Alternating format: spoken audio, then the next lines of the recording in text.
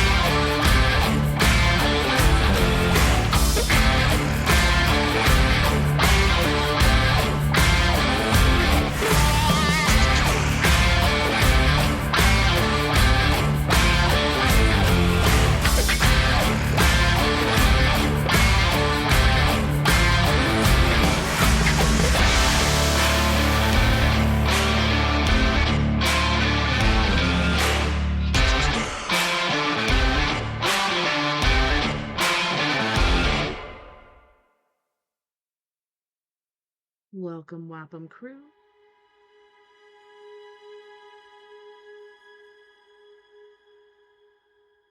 Welcome, Wapham crew, guys, gals, ghouls, friends, fiends, foes, whoever may be listening beyond the Omniverse tonight. Climb aboard the mothership, secure your tinfoil hats, buckle down tight, and hold on loosely as we soar over the rocky tops of the La Platas on a rocky mountain high.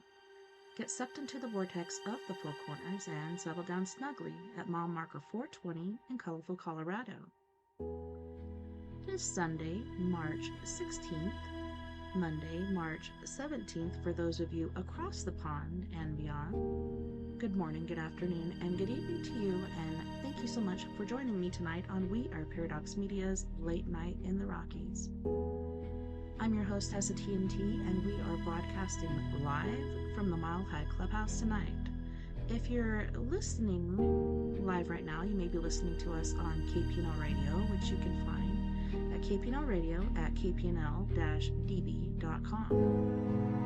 If you would like to watch or listen on one of our other avenues that we have going live right now, you can find us on YouTube under We Are Paradox Media, as well as Twitch under We Are Paradox Media 101.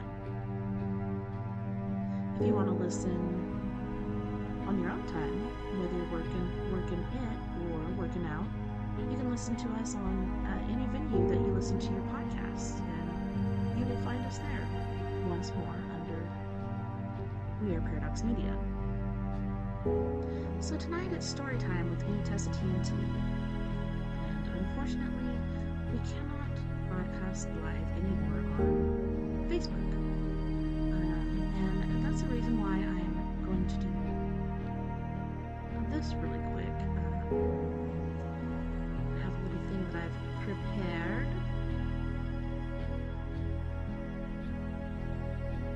Trigger warning. This video may contain graphic violence, descriptions, or depictions of violence. Violence can be triggering for individuals who have experienced violence or have been exposed to traumatic events, as well as discrimination and hate speech. Content that includes racism, sexism, homophobia, transphobia, and other forms patterns of discrimination can be deeply upsetting and triggering for those who have been subjected to such attitudes and behaviors. Viewer discretion and listener discretion is advised. This is for educational purposes only.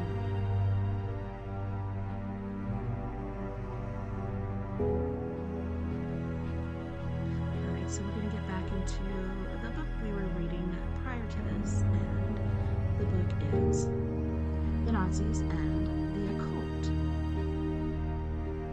It's been pretty interesting for sure, but as I mentioned before, this is for educational purposes only. Trigger warning, as I said before, there's going to be violence and discrimination, etc. Alright, let's get into it, shall we? It's unfortunate that YouTube's not letting us broadcast, but hopefully we'll get that fixed soon. I put in a thing saying, you know, it's not what you think it is. I'm not hyping these guys up or supporting them, or in no way do I promote hate or violence or any such thing as that. Alright, one people, one leader, one fate. It is unbelievable to what extent one must betray a people in order to rule it. Adolf Hitler, Mein Kampf. We pride ourselves on being individuals, but as the Nazi era demonstrated, anyone can be swept along on a tide of collective emotion if they allow their instincts to overrule their intellect. This primitive need to be part of the tribe or group is difficult to resist, as it is linked to our survival instinct, and it requires a concerted effort to retain the sense of individuality when a group is acting as one. The phenomenon was not unique to Nazi Germany. It can be seen today in crowd behavior at sporting events and rock concerts, during times of national crisis, or the irrational devotion of religious cults, and in the mentality of the mob. When individuals relinquish their free will and submit to the collective will, they behave like a herd of animals or a flock of birds, who act as one without any apparent sign or instruction. Another danger revealed by the Nazi experience is the tendency of a society to project its strengths and failings onto an individual who will assume the role of mother or father of the nation. In this way, a charismatic leader such as Hitler is empowered to act as a focus for his nation's neurosis, or to express it in magical terms. To act as the medium to channel the psychic energy of his followers. He may not have been a ritual magician in the traditional sense of the word, but it effectively is what he was, as he consciously exploited the nation's prejudice against the Jews, knowing that the Germans would consent to his plan to make a sacrificial offering of the national scapegoat to an exercise in a collective thanksgiving. I'm checking my music for a moment. I think it might be too loud. It is quite loud.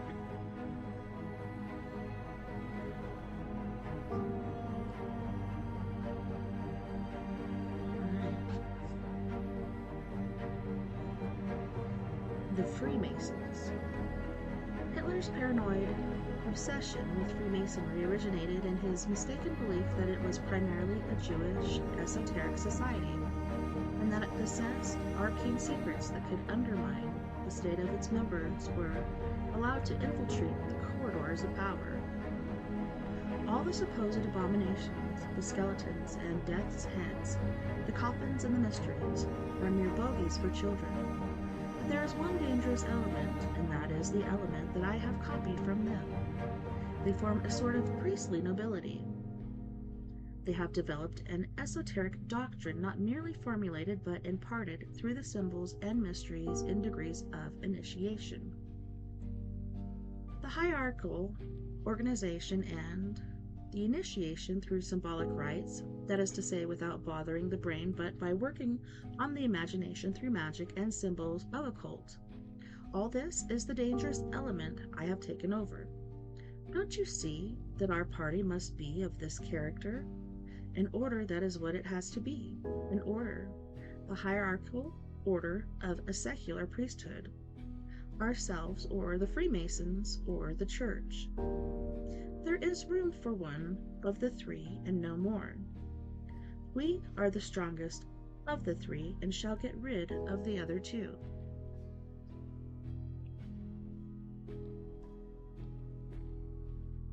The manipulation of the masses. As history has shown, it is rarely the passive female qualities which manifest in the group's soul.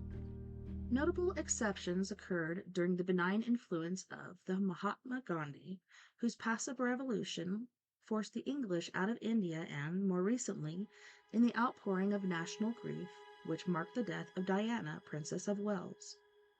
Her sudden and unexpected death touched the long-neglected passive female qualities in the British psyche. Many people were confounded by their own beliefs, acknowledged for so long. Hitler's opinion on the subject of mass manipulation is revealing, although we have to wonder if he expressed himself in these precise terms, since the source of the following quotes is the discredited Rockies.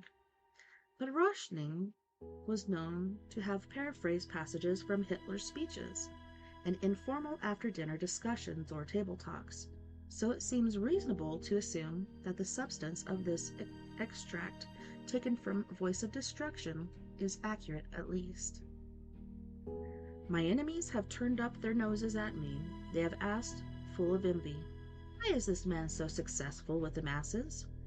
Was this just a lucky fluke? Was it due to the uncritical mind of the masses? No, it was thanks to us, to our assiduity, and to the technique we perfected. It is true that the masses are uncritical, but not in the way these idiots of Marxists and reactionaries imagine. The masses have their critical faculties too, but they function differently from those of the private individual. The masses are like an animal that obeys its instincts. They do not reach conclusions by reasoning.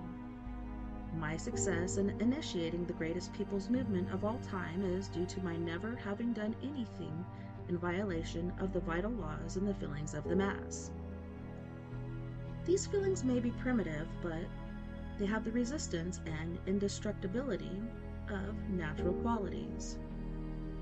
A once intensely felt experience in the life of the masses, like ration cards and inflation, will never again be driven out of their blood.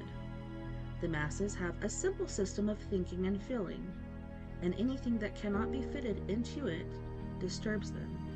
It is only because I take their vital laws into consideration that I can rule them. I have been reproached for making the masses fanatic and ecstatic. I can lead the masses only if I tear them out of their apathy.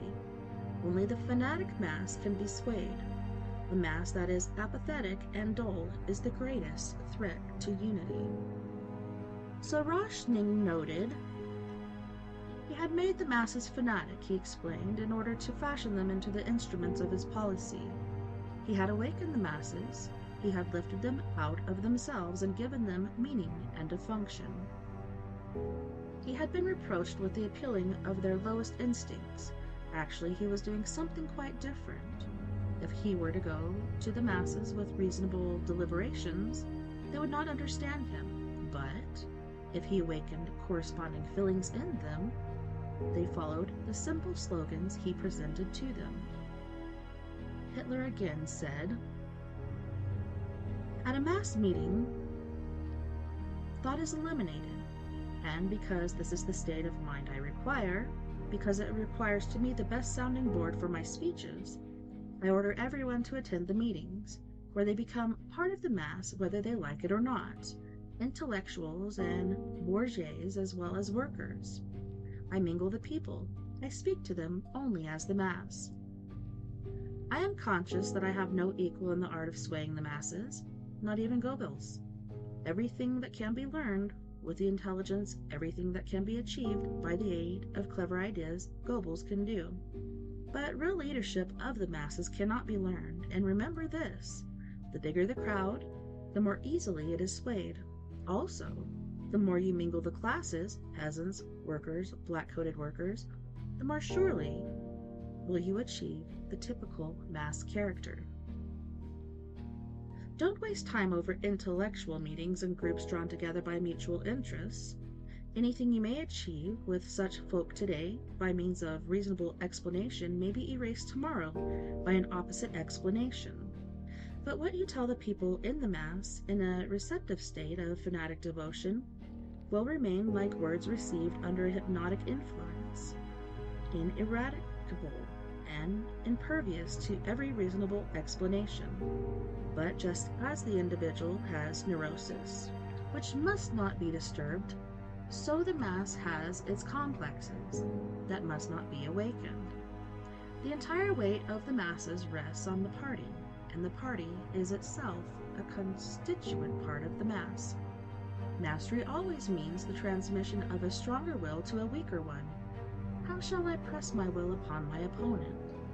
By first splitting and paralyzing his will, putting him at loggerheads with himself and throwing him into confusion. It's good fortune for the government that the masses don't think, otherwise human society, as we know it, might cease to exist. Chapter 4. Astrology in the Third Reich. Nobody believes in astrology more than Herr Hitler. The best clients of the International Institute in London are the private astrologers in Berchtesgaden. Every month they ask for new astrological documents. This is because Herr Hitler believes in astrology, and he proves it. It is not by accident that his coups are all made in the month of March. Before striking, he chooses the most favorable time indicated by the stars, and March is assuredly his best month, and that was by TessaTNT, 5 April 1939.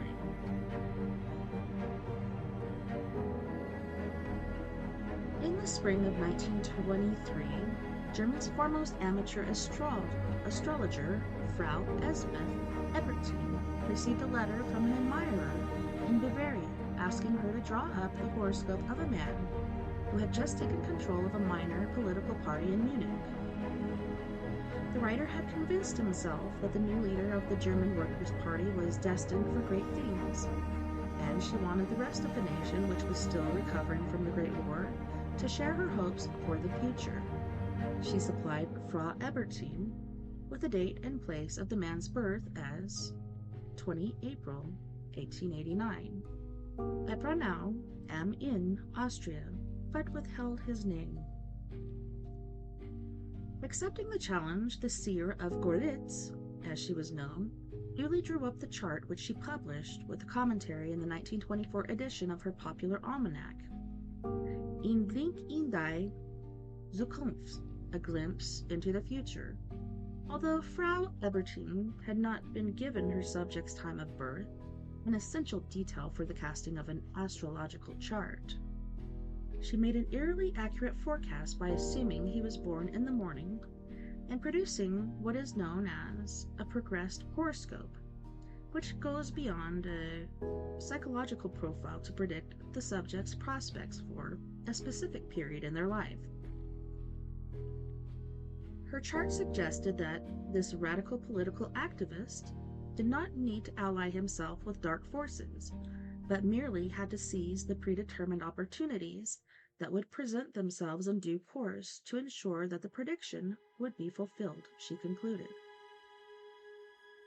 A man of action born on April 20, 1889, with a sun in the 28th degree of Aries at the time of his birth, had exposed himself to personal danger by reckless action and could very likely trigger an uncomfortable crisis.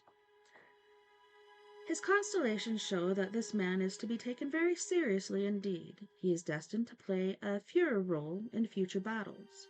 The man I have in mind with his strong Aries influence is fated to sacrifice himself for the German nation, and to face up to all circumstances with audacity and courage, even when it is a matter of life and death, and to give an impulse which will burst forth quite suddenly to a German freedom movement. But I will not anticipate destiny. Time will show, but the present state of affairs at the time I write this cannot last. The subject of the prediction was, of course, Adolf Hitler, who fulfilled the first part of the prophecy by staging a putsch in the Bavarian capital, not long after the publication of Albertine's Almanac. Although the armed uprising was an ignominious failure, Hitler found a sympathetic ear among the judges in court and was able to hijack the proceedings for propaganda purposes.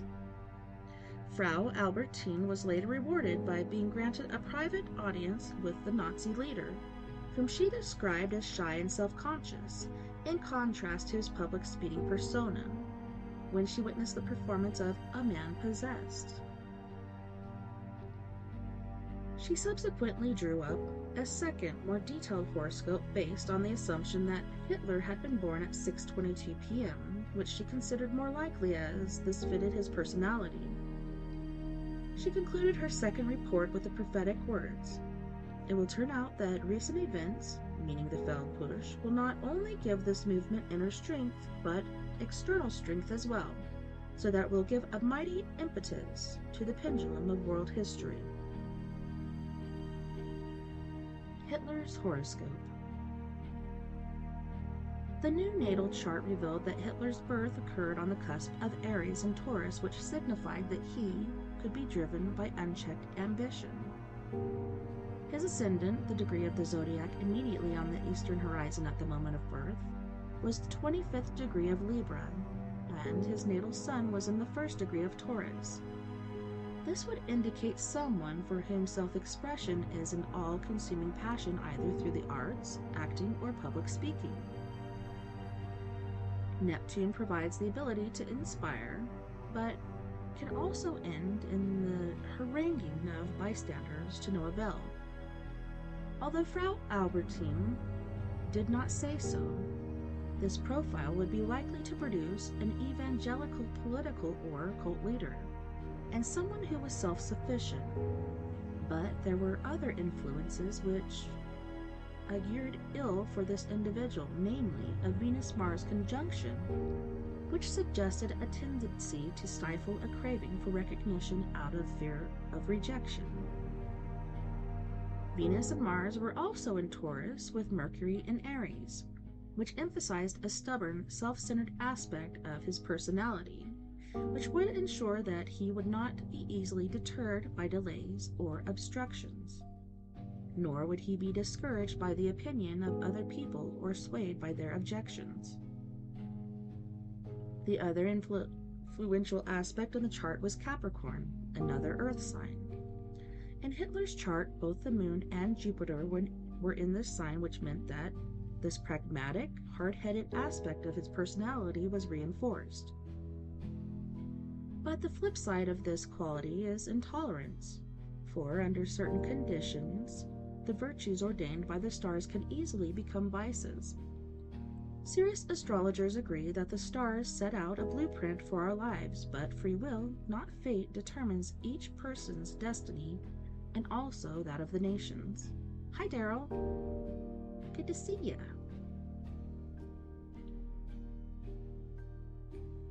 Of the remaining planets, Saturn was in the 13th degree of Leo, a fire sign.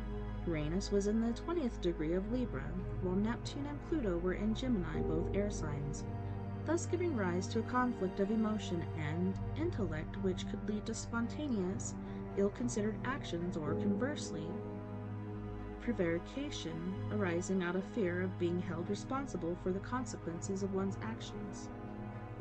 Although the sun sign is the most significant factor in determining the main themes in a person's life, it is a popular fallacy that one's future is determined by this aspect alone. It is, in effect, mediated by what are known as the quadruplicities of qualities: the cardinal creation, fixed preservation, and mutable adjustment signs. The strength of Taurus, Capricorn, and Libra in Hitler's horoscope meant there was an uncommonly strong tendency towards dominance, and aggression of his actions were called into question, of plans were frustrated. A creature of habit, he would find it almost impossible to accept change or even consider that another person might have the solution that he sought. Such personalities, when opposed, inevitably determine their own efforts and ultimately have a tendency to pull down everything around them because they cannot admit, even to themselves, that they might be wrong.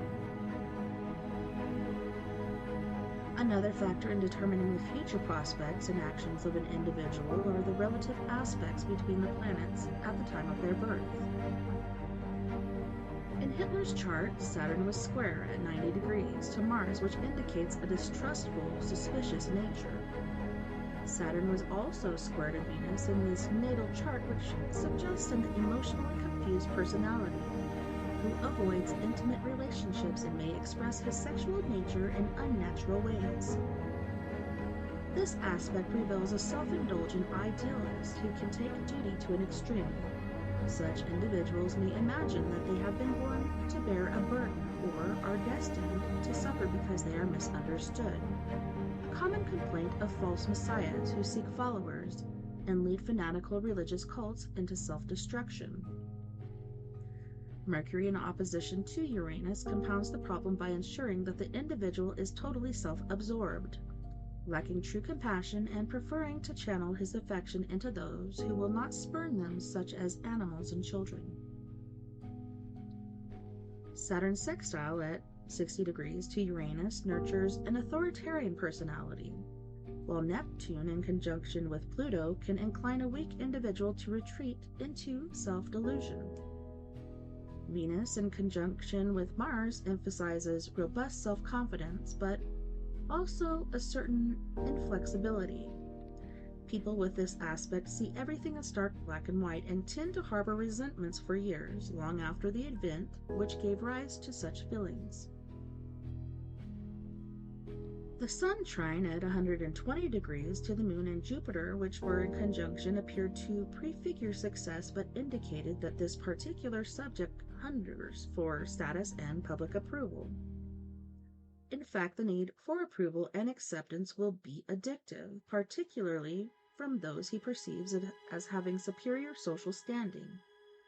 And if it is withdrawn, love of the people could turn to hatred, as their capriciousness would be viewed as betrayal of trust. The Moon-Jupiter conjunction often creates immature and flawed personalities who crave attention and can exhibit childlike temper tantrums if deprived of the appreciation they believe they deserve. In conclusion, the chart reveals an emotionally conflicted, unstable, neurotic, and manipulative, self-centered personality whose overriding need to overcome feelings of failure emerges to overcome a lack of self-worth. This would be the assessment of a modern astrologer with a basic understanding of psychology. But, needless to say, Frau Ebertin was highly selective in her reading of the Führer's chart. Other contemporary German astrologers who drew up Hitler's chart were disturbed by what they saw, and some even tried to convey their forebodings to those who might do something before it was too late.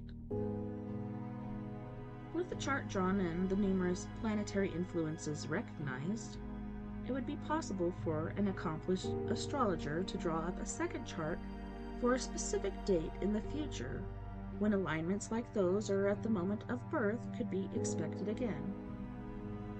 Such a date would be seen as exceptionally favorable for taking crucial decisions and, if acted upon, would almost certainly guarantee success in Hitler's case. Such a positioning is believed to have occurred again early in 1940, 10 May, being the date he launched his invasion of France, Belgium, and Holland.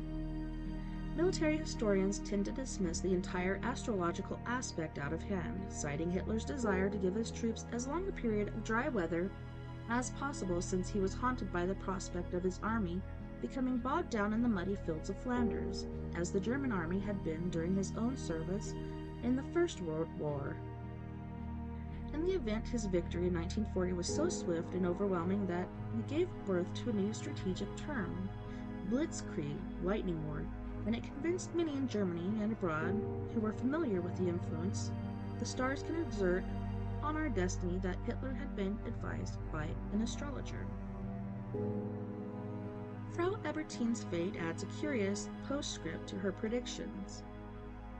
She was killed in an Allied air raid in 1944, having refused to leave her home because the townspeople believed that as long as she remained, no harm could come to them.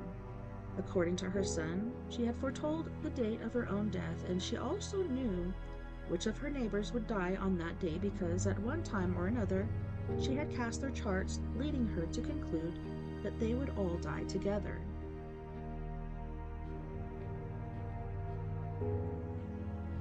The case for astrology.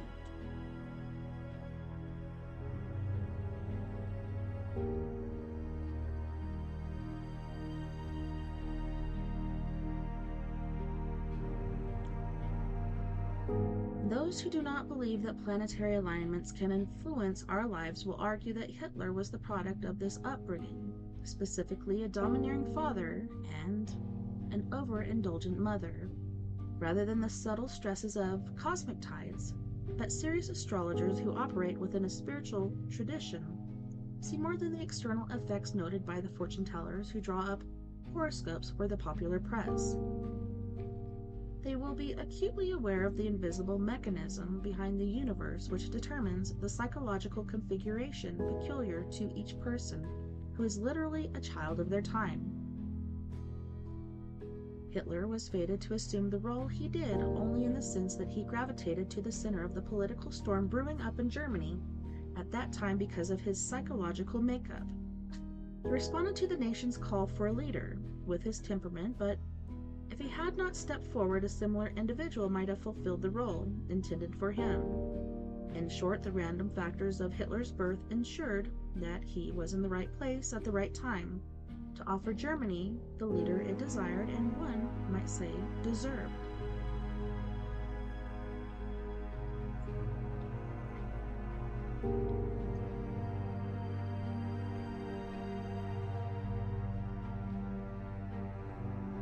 Nostradamus and the Nazis.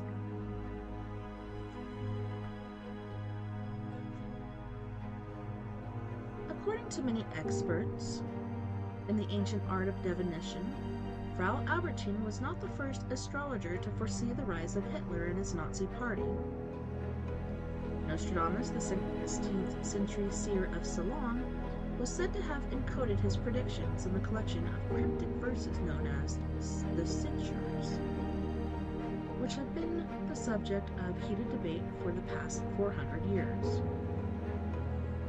It is thought that this Prince of Prophets obscured the true meaning of his visions because he feared being accused of practicing sorcery, but it may also have left them open to interpretation because he intended his verses to be pondered upon by scholars, and not by a largely illiterate population who would fear they had no influence over their own lives if the verses proved the existence of predestination. He made this clear in a warning to those seeking to know the future without having first acquired knowledge of the secret art of divination.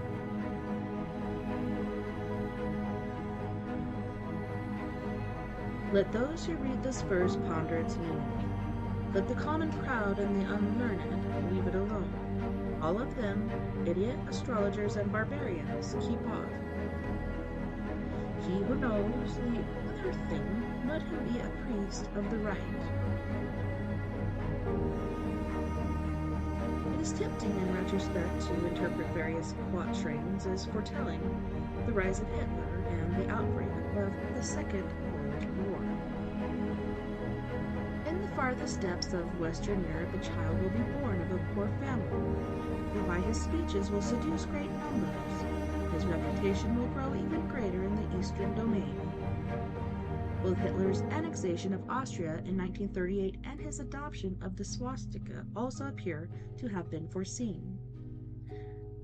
The great priest of the party of Mars who will subjugate the Danube, the cross, harried by the crook, and his initial military successes are accurately foretold. He will transform into Greater Germany, Brabant, Flanders, Ghent, Burgess, and Boulogne. Then there was the much-quoted verse, hunger-maddened beast will make the streams tremble. Most of the land will be under Hister, In a cage of iron, the Great One will be dragged, when the child of Germany observes nothing. This could read as an image of the Blitzkrieg of 1940 when German tanks swept across the Franco-Belgian border to occupy the Low Countries. Hitler was regarded at the time as a man who repeatedly failed the honor agreements and treaties, making him the child of Germany, who observes nothing, although the reference to the Great One in the cage of iron remains obscure. Hister, however, is more likely to refer to the Ister, a classical name for the Danube, making the prediction most of the land will be under Hister, a reference to a flood rather than military invasion.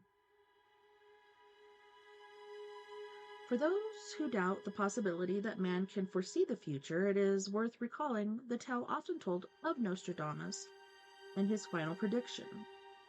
Shortly before his death in 1566, he asked an engraver to inscribe a date on the metal plate to be placed on his coffin alongside his remains. The date was 1700, the year he predicted he would finally be laid to rest. The engraver did not understand how the seer could be interred 134 years after being buried, but did as he had been asked.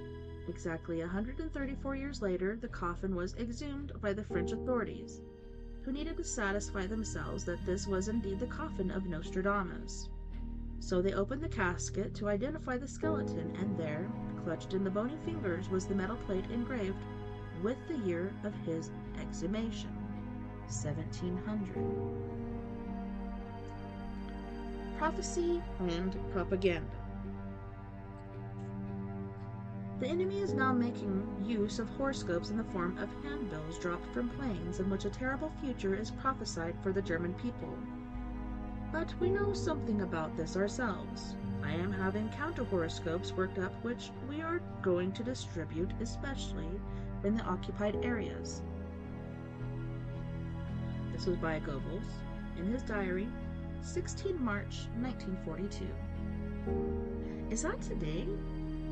Yeah, it is. Wow, that's weird. During the first months of the Second World War, prior to the invasion of France, the Nazis waged a crude but evidently effective psychological campaign against the civilian population of the Low Countries, who were then living under the threat of imminent attack. Leaflets were dropped containing pro-Nazi interpretations of the prophecies made by Nostradamus, as well as fake astrological magazines in Dutch, French, and Flemish containing phony predictions of future German victories. Historians attribute the crushing defeat of France, Belgium, and Holland and the offensive of May 1940 to purely practical factors.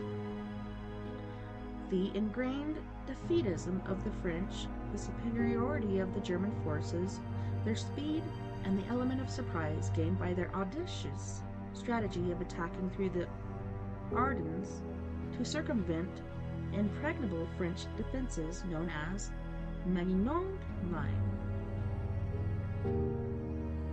But there are those who believe it was the Nazis' employment of psychological warfare which proved highly effective in softening up the opposition and convincing the defenders that resistance was futile. The strategy was considered so successful that it was copied by the Allies later that same year.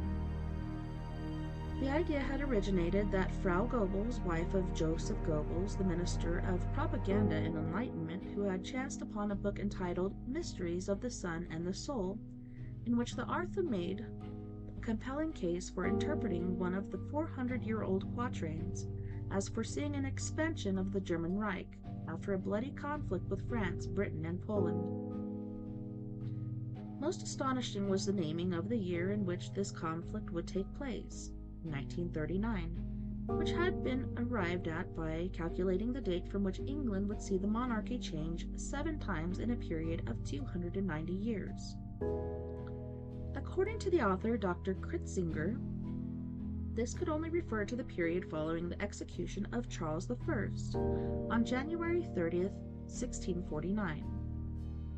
Consequently, Dr. Kritzinger was summoned to Goebbels' office on 4 December 1939.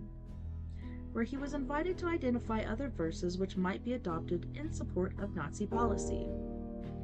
Kritzinger was dismayed at the prospect of being recruited by a regime he despised, and so he stalled by playing the absent-minded academic, finally provoking ever-patient Goebbels into terminating the interview. Frustrated but not discouraged, the Reich minister, known to his enemies as the Poison Dwarf on account of his diminished stature and vitriolic tongue, turned for help to a paranoid anti-Semite whom he knew he could count on to comprise his principles in the interests of National Socialism. Kraft. Karl Ernst Kraft, 1900 to 45, was a Swiss-born astrologer whose talents had come to light on the 2nd of November, 1939, when he wrote a report for his Gestapo paymaster, Dr. Fessel, informing him of an attempt on the Führer's life which would take place in the coming week. Prior to this, he had been gainfully employed in drawing up the astrological charts of Winston Churchill and the leaders of the countries Germany expected to be at war with in the coming months in an attempt to forecast their reaction and expose their weaknesses. Fessel dismissed the warning as the raving of a crank, but was forced to re-examine it when the failed assassination took place as predicted on the 8th of November. A time bomb placed in a pillar at a Munich beer hall exploded just minutes after the Nazi leader had left the building. 7 party members who had been commemorating the beer hall putsch of 1923 were killed and many others were seriously injured. It has been suggested that the Nazis planted the bomb to be able to accuse their neighbors of attempting a coup, thus giving Hitler an excuse for invasion.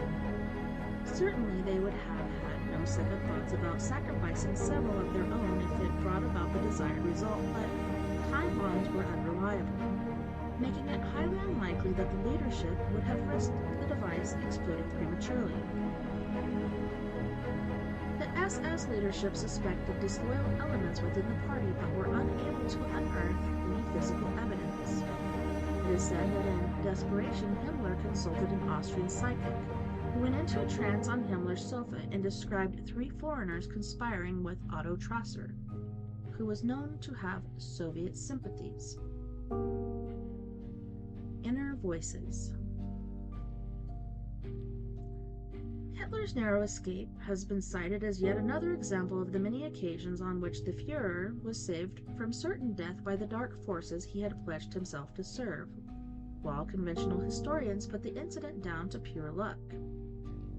However, there is another, more plausible explanation for Hitler's extraordinary run of good fortune in the early years of his leadership, as well as the precognitive dream he had in the trenches. In those years, like Joan of Arc, he heeded the inner voice which he had credited with awakening him to his destiny in Pacewalk Military Hospital near Berlin in 1918, when he was suffering from the effects of mustard gas. He allowed his inner voice to guide him to the early victories from 1939 to 1941, while his general staff urged caution. Again, Orthodox historians would simply attribute Hitler's initial victories to his uncanny ability to read the political situation and anticipate his opponent's reaction. As for the revelation he experienced in Pacewalk, it seems likely that his alleged blindness was psychosomatic and not due to the gas. His hysterical nature simply could not accept Germany's defeat, so he literally refused to see the truth. On the 13th of October 1918, I was caught in a heavy British gas attack at Ypres. I stumbled back with burning eyes, taking with me my last report of war. A few hours later, my eyes had turned into glowing coals, and it had grown dark around me. It was while in the hospital recovering from his ordeal that he learned of Germany's surrender. Everything went black before my eyes. I tottered and groped my way back to the ward, threw myself on my bunk, and dug my burning head into my blanket and pillow. So it had all been in vain all the sacrifices and privations in vain the hours in which, with mortal fear clutching at our hearts, we nevertheless did our duty, or in vain the death of 2 million who died. Had they died for this? Did all this happen only so that a gang of wretched criminals could lay hands on the fatherland? I knew that all was lost. Only fools, liars, and criminals could hope for mercy from the enemy. In these nights, hatred grew in me. Hatred for those responsible for this deed, miserable and degenerate criminals. The more I tried to achieve clarity on the monstrous events in this hour, the more the shame of indignation and disgrace burned my brow. Adolf Hitler in Mein Kampf. Professor refused to inform Hitler of Kraft's prediction, fearing he might share the fate of the assassin George Asler for having failed to warn the Führer. But Kraft was not prepared to be overlooked. He sent a telegram to Rudolf Hess, bragging about his prediction and offering his services and his unswerving loyalty to the Reich. While Kraft dreamt of fawning at the Führer's feet with his charts under his arm and the fate of the nations in his hands, members of the Gestapo were already en route to his front door. They arrested him on suspicion of being a co-conspirator in the November bomb plot, but after many uncomfortable hours of questioning, he was able to persuade them that he had merely foreseen the incident in Hitler's horoscope. Goebbels was skeptical of precognition and principle, but was suitably impressed with Kraft's knowledge of this subject. He enlisted the astrologer in his campaign of disinformation and defeatism, which culminated with the publication in 1941 of How Nostradamus Foresaw the Future of Europe, which put a pro-Nazi spin on the centuries. Or centuries. Kraft has subsequently been elevated to the role of Hitler's astrologer by historians who assumed his influence was far greater than it was in reality, having been misled by exaggerated claims in Louis de Wohl's sensationalistic autobiography, The Stars in War and Peace, as well as ill-informed articles in various occult publications. In fact, Kraft appears to have been little more than a freelance consultant, who fell out of favor after 1941 when he failed to repeat his earlier success. Having outlived his usefulness, Kraft was deported to a concentration camp in 1942, where he died in 1945, shortly before the end of the war.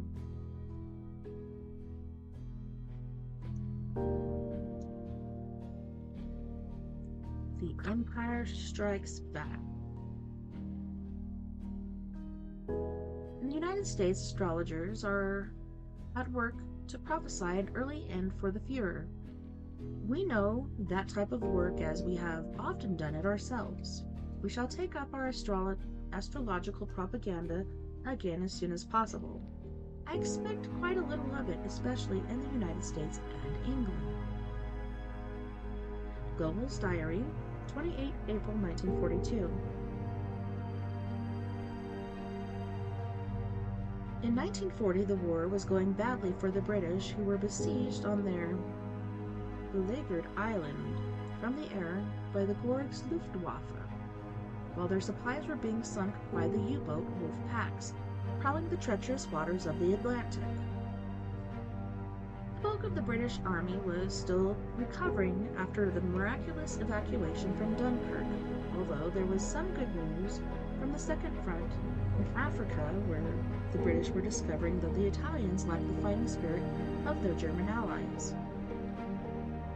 Desperate to turn the tide, the British took a leaf out of Goebbels' book and established a covert black ops group to wage their own propaganda war. They enlisted the help of Hungarian emigre and astrologer Louis de Wohl, Ludwig von Wohl-Mussolini, 1903-61, a colorful and controversial figure. He was granted the rank of captain after he had convinced them that he could anticipate the advice Hitler would be given by his personal astrologer, Karl Kraft, with whom he claimed to have clashed prior to his escape from Germany. repentant fantasists. De Waal had invented an exotic past for himself which involved a dramatic meeting with Dr. Goebbels, who, he claimed, had himself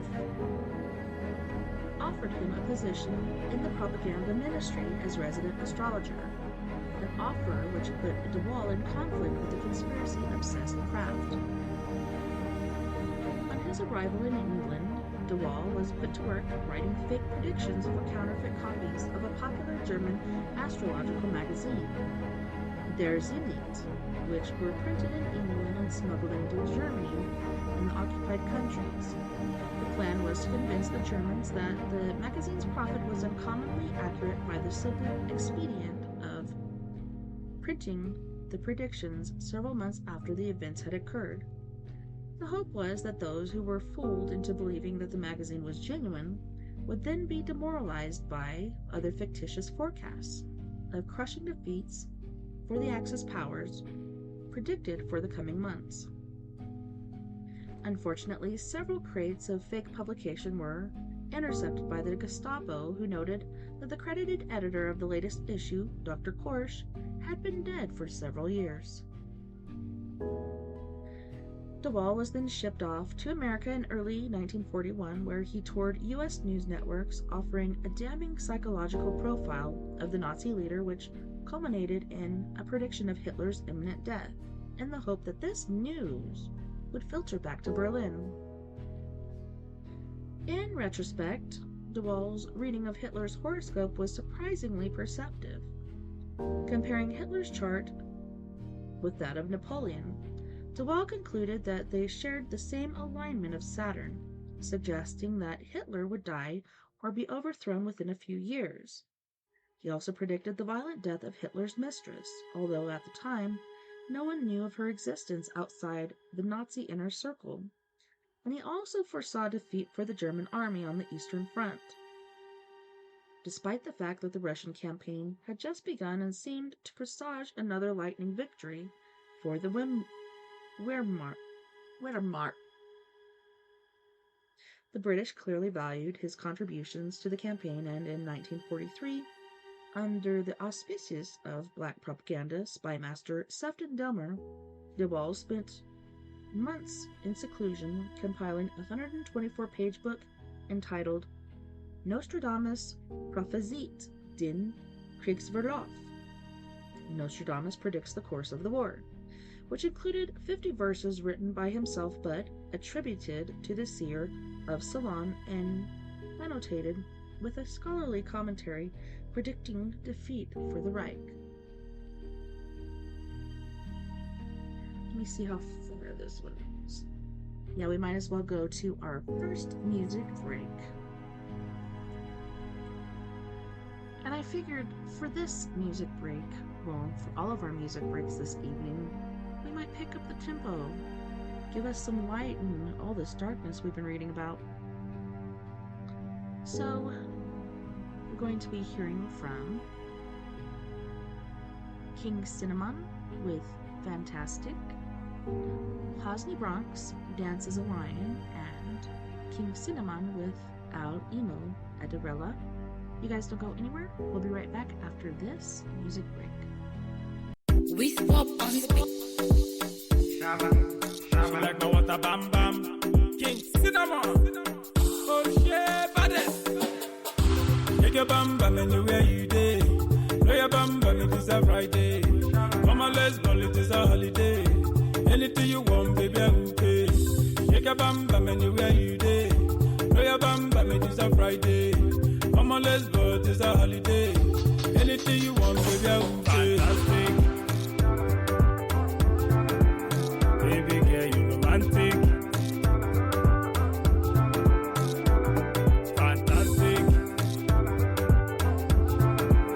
Baby girl, you romantic. Put your brother, baby, gather something. Come on closer, baby, gather 19. I know you better, but I am the king. Your backside bigger than Bombay. Baby girl, brokotum. I like the way you want your brokotum. Baby girl, brokotum. I like the way you want your brokotum. Jamaica, Ghana,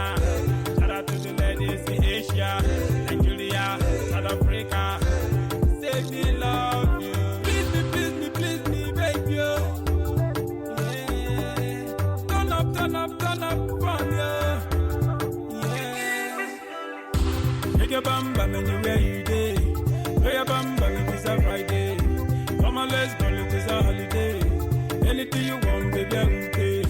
Shake your bum bum anywhere you day. Throw your bum bum if it's a Friday. Come on, let's go, it is a holiday. Anything you want, baby, I will pay. Fantastic. Baby girl, you romantic. Fantastic. Baby girl, you romantic. Give me love, give me love.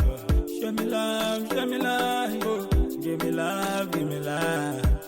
Me want you, me love you. Give me love, give me love. Oh, give me love, give me love.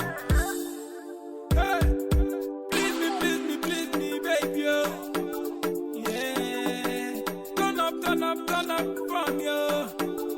Yeah, shake your bum bum anywhere you day. Throw your bum bum if it's a Friday.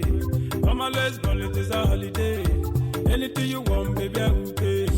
Shake your bum bum anywhere you day. Throw your bum bum if it's a Friday.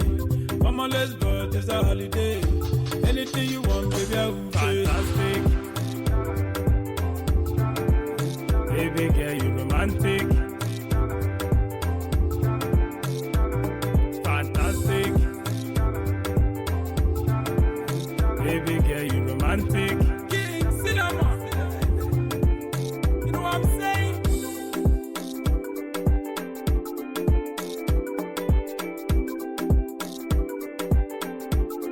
We swap on the mix.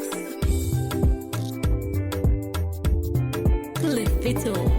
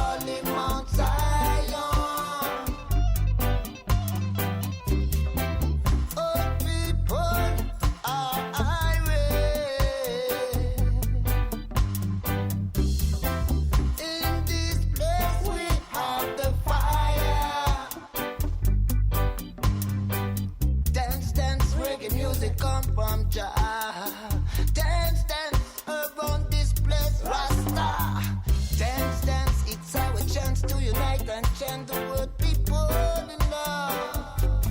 People in love. People in love. People in love. Yeah.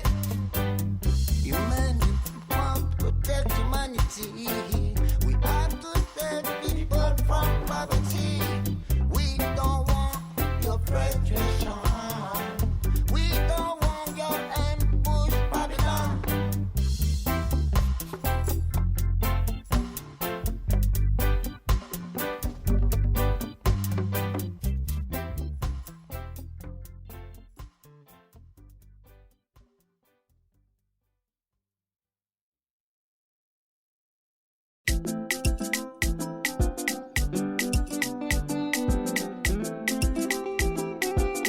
We swap on speak.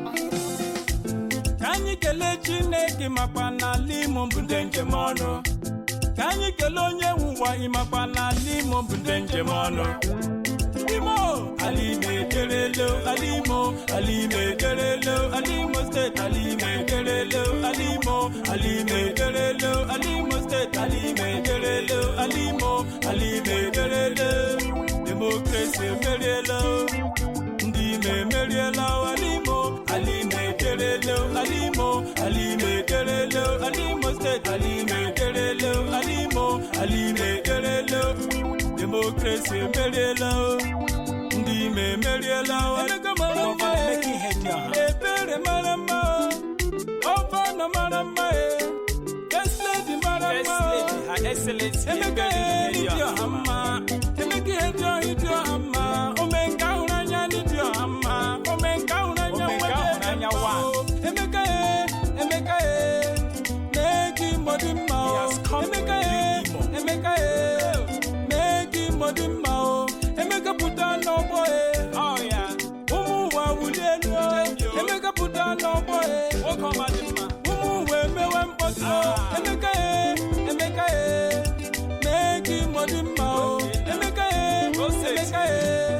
na-egi mmadụ mma, ndị m jeje mba, nwa njeje mba, ndị m jemanụ, Deputy Governor Imo State chiri ike, Gerard Ronna gara aga, nwoke ọma dị mma kpọrọ akpọ, Deputy Governor were dịrị gị mma, Aluguda dịrị gị mma, ala Imo State dịrị gị mma, ala Nigeria mara gị mma, onye jemanụ, Sir Stanley Nwamuche gara aga, onye Babamba, President Good Life Foundation chiri ike, President General, Senate Group of Companies, President General, Financial Matter Karaka, Alo were dịrị gị mma, ala Mbaise dịrị gị mma, ala Imo State dịrị gị mma, ala Nigeria mara gị mma, onye njem ọnụ, Franklin Neji chiri ike, Mebe Arabido Hotels, ABC Transport Karaka,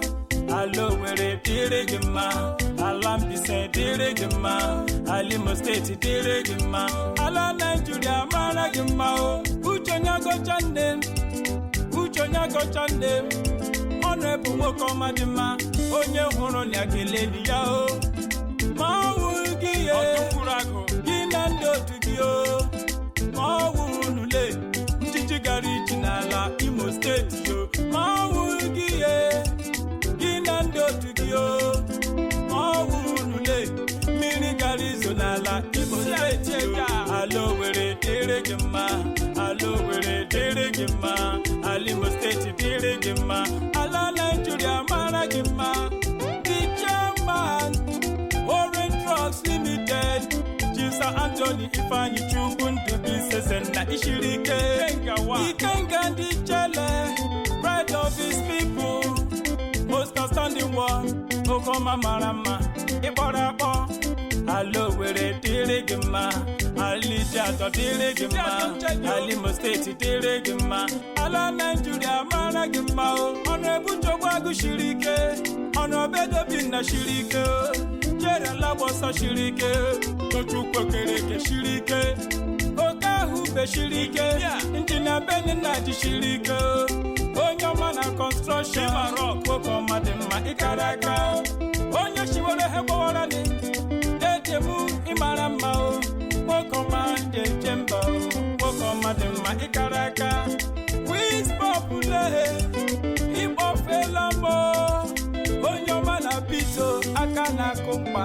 Ikaraka, Easy one, Mama. Mr. Ludiriwa, Moko Meje Jemba, CEO Lisa Ventures. Ikaraka, Democracy, Merielo, Ndime Merielo.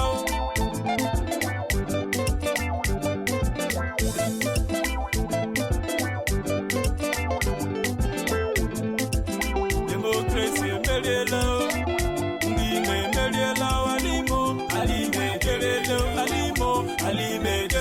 Thank God I'm from Imo State. Emeka has come to rejuvenate. Imo State, make you jubilate, make you celebrate. Emeka she when be say, this one no be say them say.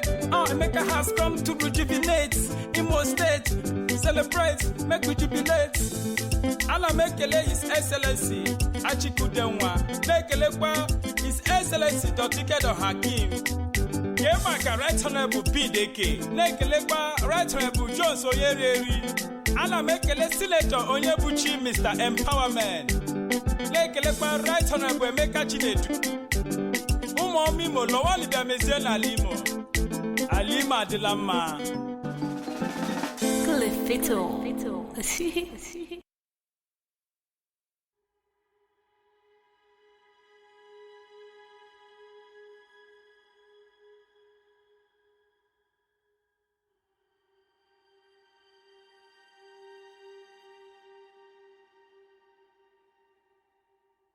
Once again, for tonight's story time, I'm going to do a trigger warning.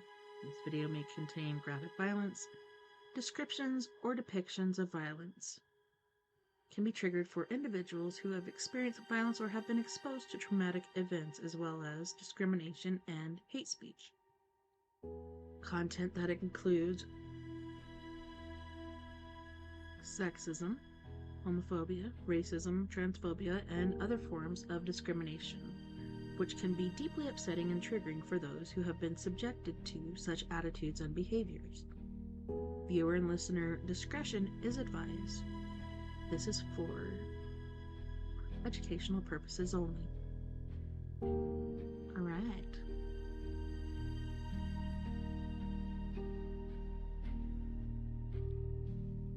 So we're getting back into our book, The Nazis and the Occult.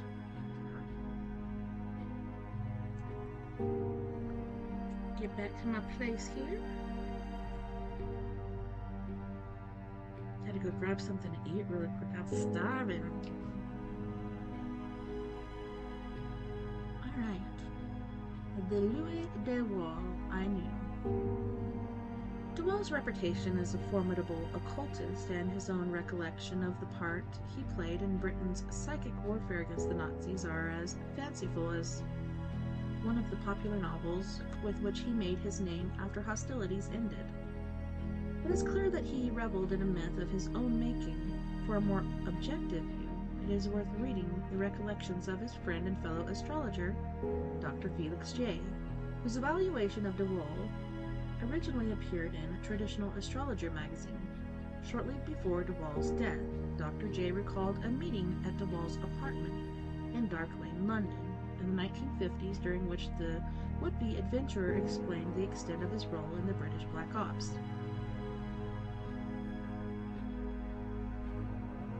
He explained to me that because of his intimate knowledge of the work of Hitler's astrologers and their methods, the British authorities had entrusted him to read their minds and discover what advice they would give the Fuhrer, who, he said, was totally dominated by fortune-tellers.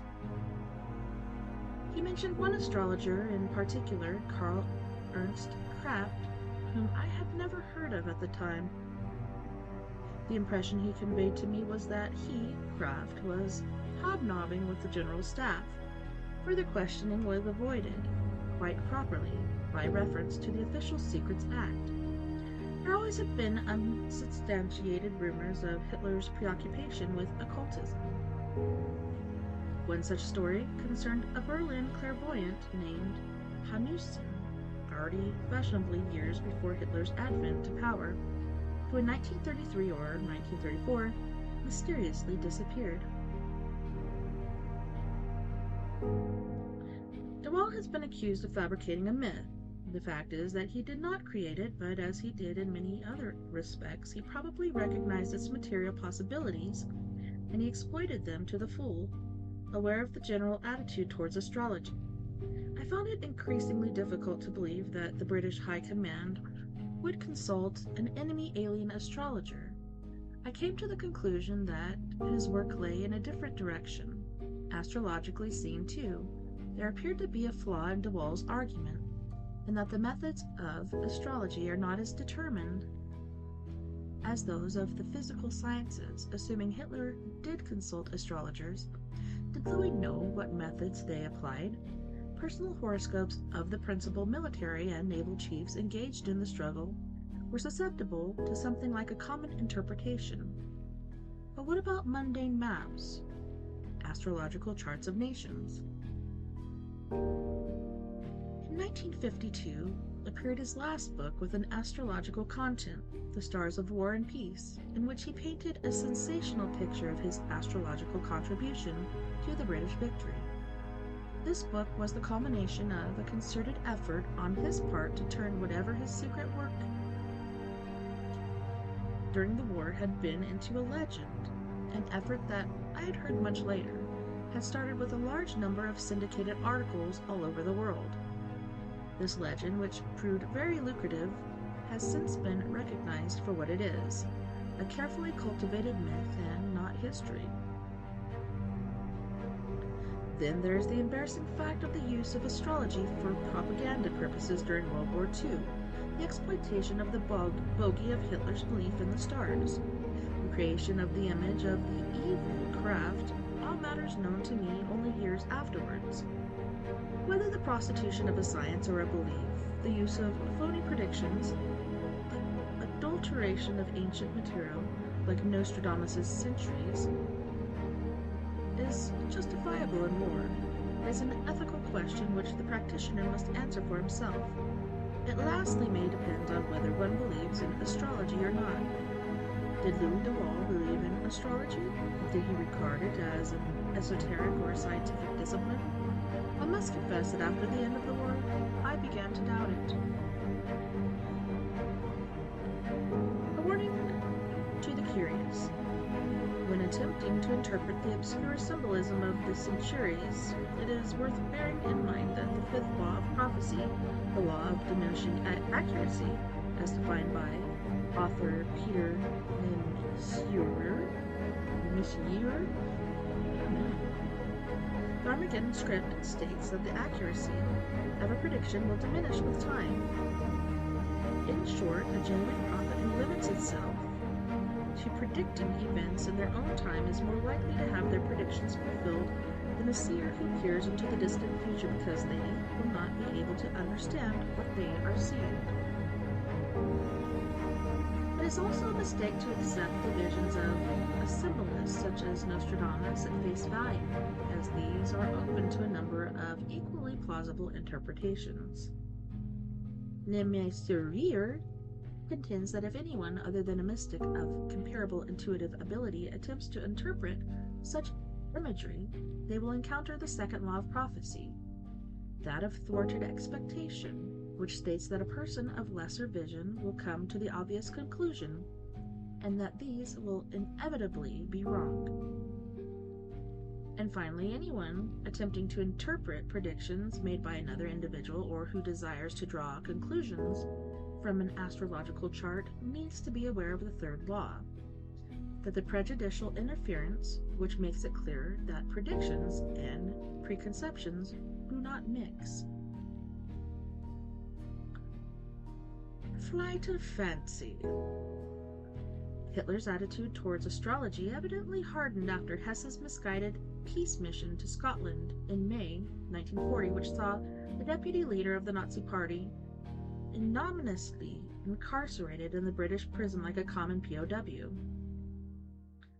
As SS Brigadier Führer Walter Schellenberg observed in his memoirs, the great interest that Hitler had previously shown in astrology changed to uncompromising apathy following Hesse's flight. Hesse was clearly deluded. and may have been suffering from an undiagnosed mental disorder, as there can be no other reason why he would get it into his head that he had been charged with a divine mission to bring peace between Britain and Germany at the very moment when the former was bracing itself for a fight for its very survival. Hitler's initial reaction at the news was to rage that his heir apparent had gone crazy, but when he had calmed down, he attributed the embarrassing episode to the advice given to Hess by astrologers, who were suspected of being opposed to the Nazi regime. The official explanation for Hess's irrational behavior was leaked to a Swiss correspondent of the Times, which published an item in the issue dated 14 May. Certain of Hess's closest friends have thrown an interesting light upon the affair. They say that Hess has always been Hitler's astrologer in secret. Up to last March, he had always predicted good fortune and had always been right. Since then, notwithstanding the victories Germany has won, he has declared that the stars showed that Hitler's meteoric career was approaching its climax. Hess was not, as the report stated, Hitler's astrologer, but he is known to have surrounded himself with those on the fringes of occultism, the aspirations rather than the true adepts. It is likely that the idea for the ill-fated mission originated with a former mentor, Professor Karl Hochschäfer, who was said to have had a vision of his people striding through the tapestried halls of English castles, bringing peace between the two great Nordic nations. Karl's son, Albrecht, was a self-proclaimed adept of astral science, an astrologer with a reputation for accuracy, and a firm believer that the rise of Hitler had been foreseen by Nostradamus. But he was morally and politically opposed to the regime, and it may have been his desire to discredit the Nazi hierarchy that prompted him or his father to suggest to Hess that he should take this chance to make peace while the planetary alignments were favorable. Ironically, it may have been Albright's ability to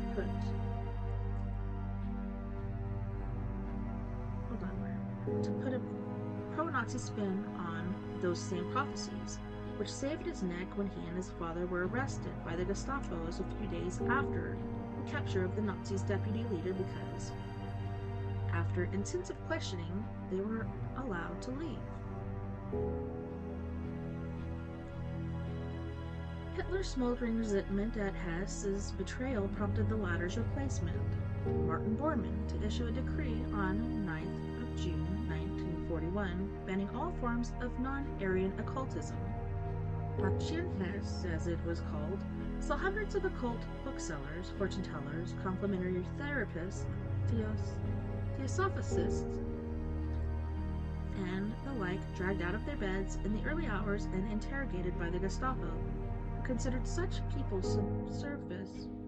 subversive and a threat to the stability of the state. Many had their books, files, and paranormal paraphernalia confiscated, but were allowed to go free after promising to cease their pagan practices. However, there were those whose answers did not satisfy their interrogators or who were suspected of having advised the traitor, and they were subsequently imprisoned or sent to a concentration camp from which they never emerged. James Bond and the Beast.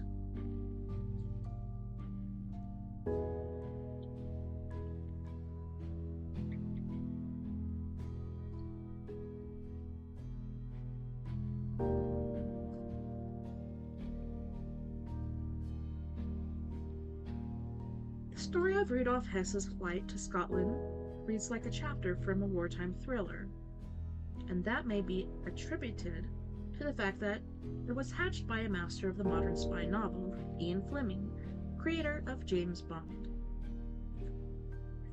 In the spring of 1941, Fleming was working for British naval intelligence, who were hatching a plan to lure a top Nazi official to Britain under false pretenses, in order to prick the inflated collective Nazi ego. It was decided that Hitler's deputy, Rudolf Hess, was the most likely candidate to take the bait, as he was known to be obsessed with astrology and might be suggestible as a subject. Fleming and his Black Ops unit used an underground network of agents and sympathizers to feed back to Berlin the lie that the Duke of Hamilton and a group of British aristocrats were plotting a coup against Churchill, but first needed to negotiate a secret peace treaty with Germany. The war was sweetened with the promise that the 11th of May 1941 was the most auspicious date for negotiations, as it saw the conjunction of 6 planets in the constellation of Taurus with the added propitious influence of a full moon. Hess would have to act while the heavens were beckoning for Mrs. Opportunity to ensure his place in history. Unbelievably, Hess swallowed the story hook, line, and sinker. Unfortunately for the British, however, they had landed a very odd fish indeed and decided not to exploit their great propaganda coup as much as they could have. Hess, it seemed, was non compos mentis, or as his Scottish captors would have said, 2 slices short of a loaf. Parading his wild-eyed captive in front of the newsreel camera seemed tantamount to putting a lunatic on show. The army took a few frames to prove that they had indeed captured the number 2 Nazi. Then they locked him up while they debriefed him. During the interrogation at which Ian Fleming was present, Hess was said to have spoken in an unintelligible tongue which his interrogators suspected might be esoteric in nature. According to Fleming's biographer, John Pearson, in The Life of Ian Fleming, 1966, the future author approached his immediate superior, Rear Admiral John Godfrey, and suggested that Crowley should be allowed to interview Hess about the role of the occult in Nazism. Fleming believed that Crowley might be able to press Hess to reveal the extent to which the Nazi hierarchy was under the influence of astrology, but it seems that others involved in the sting, most notably Fleming's friend, Maxwell Knight, were not happy to have such a shameless self-publicist in on the game. Pearson remarked, "For many years, Fleming had been fascinated by the legend of wickedness which had attached itself to the name of Aleister Crowley, necromancer, black magician, and the great beast 666. This immensely ugly old diabolist and self-advertiser had thrown himself into certain more unsavory areas of the occult with a gusto that must have appealed to Fleming, and when the interrogators from British intelligence began trying to make sense of the neurotic and highly superstitious Hess, he had got the idea that Crowley might be able to help and tracked him down to a place near Torquay, where he was living harmlessly on his own and writing patriotic poetry to encourage the war effort. He seems to have had no difficulty in persuading the old gentleman to put his gifts at the disposal of the nation." Crowley corresponded with Fleming on the matter. "Sir, if it is true that Herr Hess is much influenced by astrology and magic, my services might be of use to the department in case he should not be willing to do what you wish. I have the honor to be, sir, your obedient servant, Aleister Crowley." Self-styled Beast attached a copy of his latest patriotic poem, England Stand Fast, which by all accounts had the boys of naval intelligence in stitches for days. For reasons never disclosed, this particular episode was omitted from the American edition of Fleming's biography. Undaunted by Knight's refusal to allow him access to Hess, the notorious magician offered to collaborate with intelligence to produce fake prophecies and other occult literature, to drop behind enemy lines to demoralize the, at the time, undefeated Wehrmacht. His offer was never taken up. Incidentally, Crowley also claimed the credit of creating the V for Victory sign, which was adopted by Churchill and imitated by millions of soldiers and civilians during the war as a symbol of British defiance. Crowley explained that he took it from the magical sign for the gods, Apophis and Typhoon. Or is it Typhon? Typhon? While the equally popular thumbs up, which he also claimed to have introduced, was a magical sign for the god Kim. Crowley also took delight in impressing dinner guests with his assurance that the fastest straight arm Hitler salute also had magical associations, being taken from a Golden Dawn ritual in which it represented the adept's acknowledgement of Earth energy. It is said that when Fleming was looking to create a suitable villain for his first Bond book, Casino Royale, 1952, he recalled his encounter with Crowley. In the finished novel, the Crowley character, Le Chiffre, or the Cipher, is described as very pale or white, fat, slug-like, with sadistic impulses, constantly using a Benadryl inhaler, and with an insatiable appetite for women. He also had a rather feminine mouth. One imagines that such a huge megalomaniac as Crowley would have been flattered to have been immortalized in such colorful terms. Excuse me. Hitler and the Beast. After 5 years of folly and weakness, miscalled politeness, tact, discretion, care for the feeling of others, I am weary of it. I say today, to hell with Christianity, rationalism, Buddhism, all the lumber of the centuries. I bring you a positive and permeable fact. Magic by name, and with this I will build me a new heaven and a new earth. I want none of your faint approval or your faint dispraise. I want blasphemy, murder, rape, revolution, anything bad or good, but strong. Aleister Crowley. It is known that a German disciple of the notorious black magician Aleister Crowley sent a copy of his infamous Black Bible, the Book of the Law, to Hitler in 1925 or 1926, together with a letter urging the future Führer to adopt its credo as a loyal acolyte of the beast. Marth Kunzel believed Crowley's sex magic cult offered the means of self-realization and the awakening of the holy guardian angel, or true self, in contrast to Orthodox religion, which Crowley and his followers rejected as constricting and dogmatic. This explains Kunzel's apparently contradictory attitude to satanic magic in her advice to Hitler, as recorded by the reformed Nazi Hermann Rauschning in his reminiscence, Hitler Speaks. My Führer, don't touch black magic. As yet, both white and black are open to you, but once you've embarked on black magic, it will dominate your destiny. It will hold you captive. Don't choose the quick and easy successes. There lies before you the power of a realm over pure spirits. Do not allow yourself to be led away from your true path by earthbound spirits, which will rob you of your creative power. Crowley was later to claim that his permissive belief system, itself a corruption of Rebellious doctrine, do what thou will, had been adopted by the Nazi leader, who was in the habit of quoting key passages from the Book of the Law, specifically chapter 1, verse 44, which Hitler paraphrased as, "A new age of magic interpretation of the world is coming, of interpretation in terms of the will and not the intelligence," and again from chapter 11, verses 27 to 32, which Hitler paraphrased as, "We are now at the end of the age of reason. The intellect has grown autocratic and become a disease of life."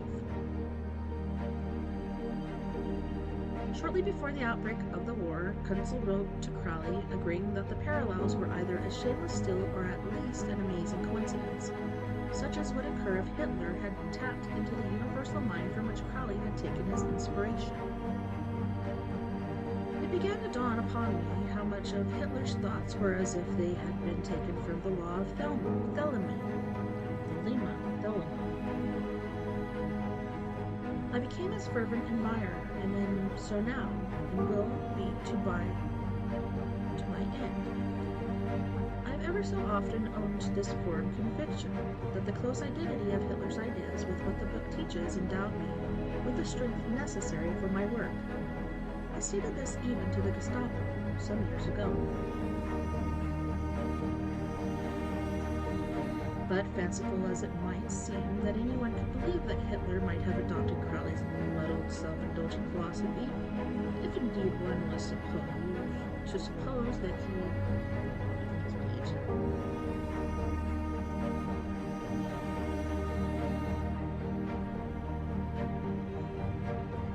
Indeed, one was to suppose that he was even aware of Crowley's existence. There can be no denying that there are chilling parallels between Crowley's sixth form, nihilism, and the Nazi Weltanschauung worldview. Chapter 11, verse 21 of the Book of Law might have been taken directly from a speech by Hitler. We have nothing with the outcast and unfit. Let them die in their misery. For they feel not. Compassion is the vice of kings. Stamp down the wretched and the weak. This is the law of the strong. This is our law, and the joy of the world.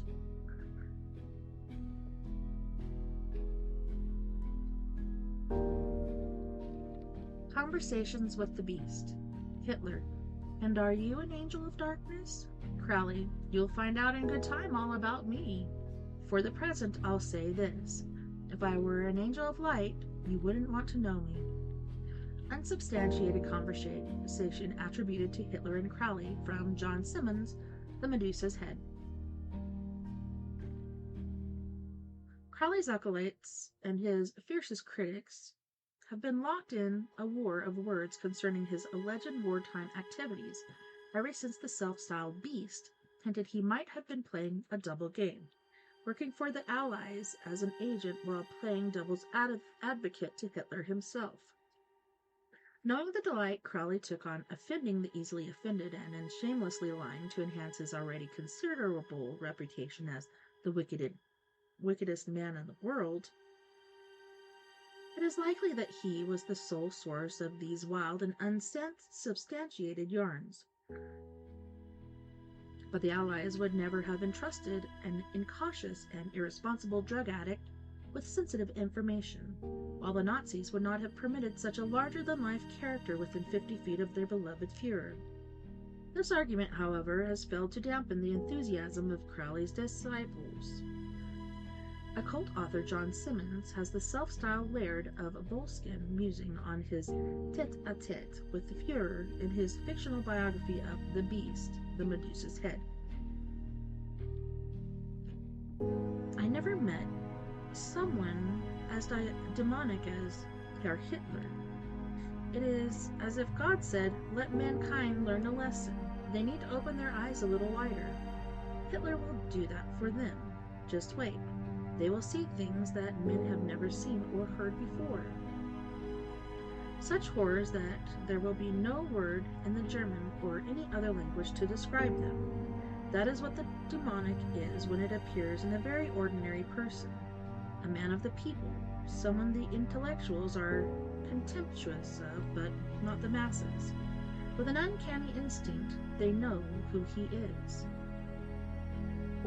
Those who believe that Hitler was a genuine black magician cite the scale of the genocide he perpetrated as evidence that he was making a sacrifice to the old gods, just as the Sumerians had done millennia before. Hitler had made it known that he felt cheated of his war by the Munich Agreement of September 1938, which gave him the Sudetenland and Czechoslovakia in return for more empty assurances, which suggests there was a satanic promise to be fulfilled rather than a political agenda. When Britain and France finally declared war on Germany in September 1940, the sky burned blood-red over Berchtesgaden. All who witnessed it agreed that it was an evil portent for Germany. Psychic self-defense. While Crowley was offering his services to British intelligence, or so he claimed, another English occultist was doing her bit for Britain on a higher plane. In 1940, Beyond Fortune, an initiate of the Hermetic Order of the Golden Dawn, presided over a magic circle in the mist-shrouded town of Glastonbury, the heart of Arthurian England. Every Sunday lunchtime, they would sit in a circle and visualize national archetypes, who would come to the aid of the nation to strengthen morale and meddle with Hitler's mind. Their energy was supplemented by emanations from members of the public who were invited to attend in spirit. Whether King Arthur, Merlin, and St. George were successfully invoked, no one knows, but Fortune was confident that her group had attributed to Hitler's decision to postpone Operation Sea Lion, the seaborne invasion of Britain. King of the Witches. About the same time as Fortune was encouraging her followers to assist the few during the summer of 1940, Gerald Gardner, the self-styled King of the Witches, and a close friend of Crowley, convened his coven at the sacred Rufus Stone in the New Forest to perform a rite of ceremonial magic. His purpose was to erect a protective cone of astral light around the embattled British Isles. It was not the first time such a rite had been performed.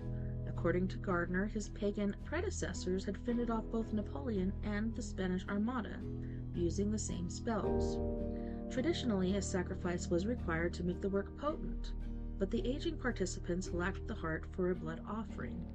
So it was decided one of their number should perform the ritual skyclad, meaning naked, while the remainder stripped off and covered themselves in grease to protect themselves from the chill night air. The idea was that the unprotected soul would be expected to catch a cold and die of natural causes, thus saving the coven from the unwanted attentions of the British Bobby. But being elderly, not one but two succumbed and died within days. Mad though they might have been, it is a fact that shortly thereafter Hitler abandoned his plans to invade Britain and turned his attention eastwards instead. Burn, witch, burn. A year later in Ashdown Forest, Sussex, Crowley was putting his considerable knowledge of magic and showmanship into practice. He had invited a group of acolytes to the woods and formed them into two circles, one within the other. In the center sat an effigy of Hitler dressed in Nazi uniform. Crowley's coven were evidently in deadly earnest, as they were all attired in ceremonial robes, embossed with runic symbols like extras in a Hammer horror film. As the members circled the dummy, they intoned the barbarous words of power to bind the effigy with its mortal counterpart across the channel.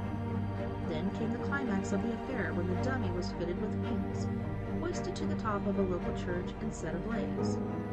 Before the spire could catch a light, it was cut free and launched towards Berlin.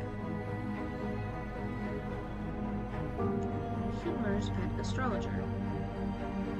Among the ragged collective of soothsayers, palmists, and wild-eyed prophets headed by the Gestapo and thrown into Volksbüttel concentration camp in the wake of Action Hess, was an ex-member of the Berlin Physics Club, recites the psychic script, Swastika Circle, with a reputation for uncannily accurate astrological forecasts and a compulsion to caricature those he despised. In the summer of 1923, Wilhelm Wundt plotted the charts of Hitler, Göring, and saw leader Ernst Röhm, and warned all who would listen that if they hitched their star to that of the future Führer, they would share his fate. Hitler said Wolf was destined to be feared and to issue cruel and senseless orders, which would lead to his self-destruction shortly before May 1945. History proved him to be correct. Röhm was slain in a bloody purge of the Saw leadership known as the Night of the Long Knives in 1934. Hitler was to commit sewer slide in the bunker beneath Berlin on 30th of April, and Göring cheated the hangman by swallowing cyanide in his cell in Nuremberg in 1945. Of course, it did not take a seer to foretell that Hitler's gang were likely to invoke the old adage forecasting disaster for those who lived by the sword, but Wolf was fairly specific regarding dates, particularly those relating to the various attempts that would be made on the Führer's life and his numerous psychosomatic disorders.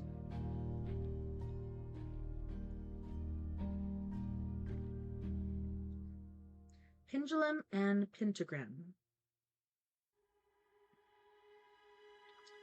On his release from the Volksbüttel in March 1942, Wolf was instructed to report to an ultra-secret institute attached to the naval headquarters in Berlin, where he was to be employed as a research assistant. However, on his arrival, he was shocked to learn the real nature of his department and the duties he was expected to perform. The National Socialist leaders proposed to use these research centers to to harness not only natural but supernatural forces. All intellectual, natural, and supernatural sources of power, from modern technology to medieval black magic, and the teaching of Pythagoras to the Faustian pentagram incantation, were to be exploited in the interest of final victory.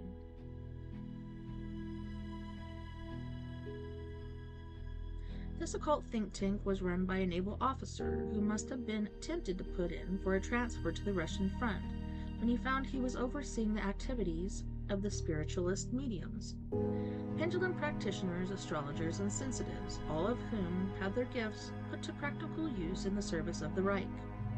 The seers were put to work divining the location of Allied shipping, using little more than a pendulum suspended over a chart of the Atlantic. The results were, of course, pitiful. Wolf recalled betraying a hint of snobbery and the belief that his rivals were no match for esoteric astrology. Wherever one may think about occult phenomenon, it was simply ridiculous to expect that an unknown world could be forcibly opened up in this dilettante fashion and exploited for military purposes. Even in those cases where there was some initial success, no attempt was made to evaluate the findings by systematic scientific procedures.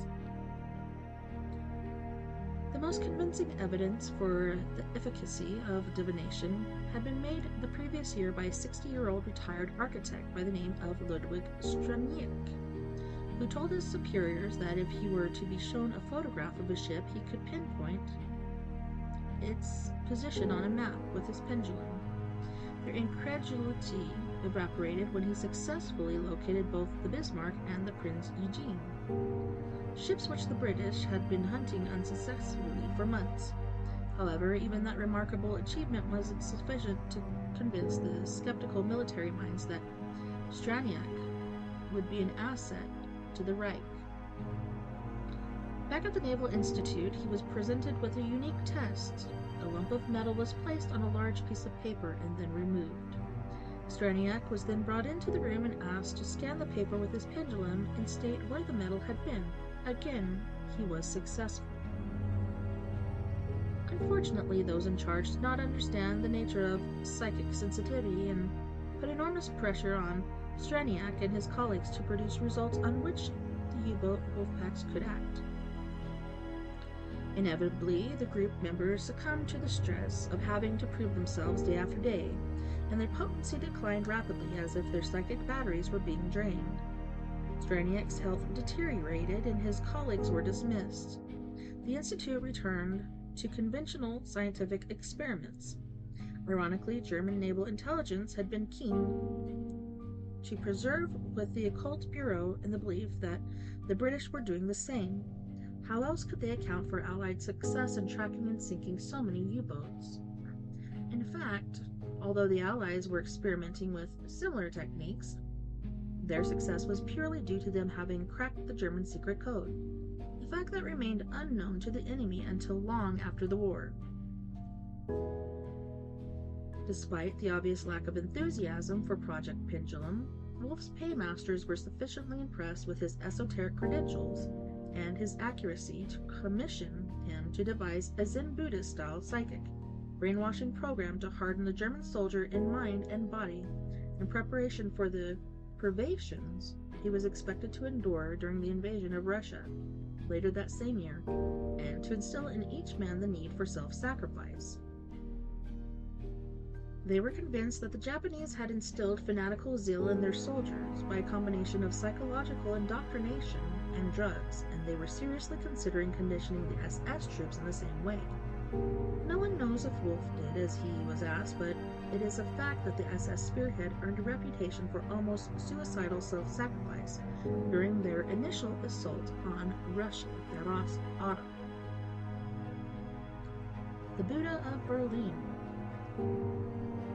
It was his activities at the Naval Institute which brought him, one crisp winter's evening in 1942, to the attention of Himmler's monsieur and personal physician, Felix Kirsten, a grotesquely corpulent, waxy-skinned man with greedy eyes and grasping hands. If Wolf's description is to be believed, Kirsten was an obvious quack, but he had wallowed in the shallows of pseudoscience long enough to distinguish a serious astrologer from a common fortune teller. In his elegant apartment on the Rudsheimer Platz in Berlin, forcibly acquired from its former owner, Kirsten squatted like a sullen Ruda and inquired what conclusions Wolf had drawn from Hitler's horoscope. As the astrologer was later to claim in his autobiography, Zodiac and Swastika, he pointed out certain ominous alignments. I then suggested that a man like Hitler could not be successful as a national leader for long. I foresaw bitter events which were bound to occur unless there was a radical change of policy. At that time, the Moscow and Leningrad offensive had been broken off, and our troops were engaged in strategic withdrawals, which were actually to last 3 long years. I told Kirsten that Hitler had the same Saturn position in his natal chart as Napoleon, and that although their destinies were not identical, there were certain parallels, applying primarily to Germany's Russian campaign and the battles still to come. Wolf suggested that if Germany were to be saved from total defeat and destruction, something would have to be done soon, and implied that Kirsten took the hint. I then went on to say that my negative forecast for Hitler's personal future was borne out by mundane horoscopes, especially the horoscope for Germany and the chart for January 30th, 1933, i.e. the founding of the Third Reich. Kirsten appears to have taken his guest's assessment seriously.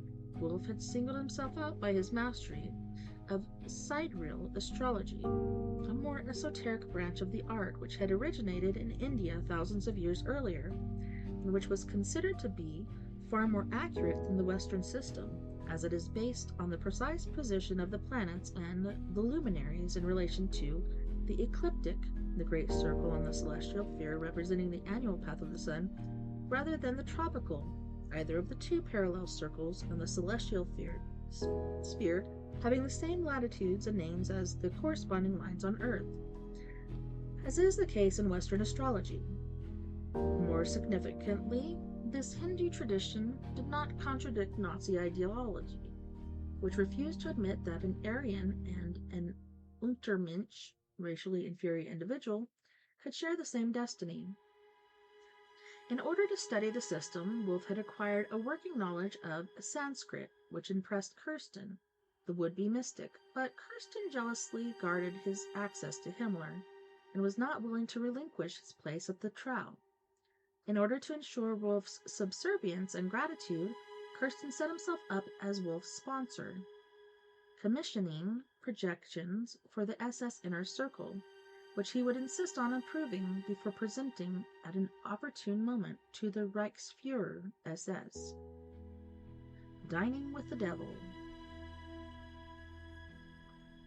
Wolf might have remained an obscure minor figure in the Nazi psychological war machine had he not contributed to the audacious rescue of Hitler's closest ally, Benito Mussolini. The Italian dictator had been deposed by rivals in the Fascist Grand Council on 24 July 1943 and imprisoned on the island of Panza, less than 75 miles southeast of Rome, by supporters of his successor, Marshal Badoglio. Within days, Himmler ordered the SS intelligence service to locate Mussolini using every variety of occult science at their disposal. This prompted the Gestapo to round up the most reliable astrologers and radiothesists, pendulum diviners, in the Reich for a top-secret summit at Wannsee, where they were plied with food and drink in order to identify the location within 24 hours, or face the consequences. Wolf offered a different version of these events in his autobiography. He claimed to have been the only astrologer to have been consulted and added that he produced the required answer within hours.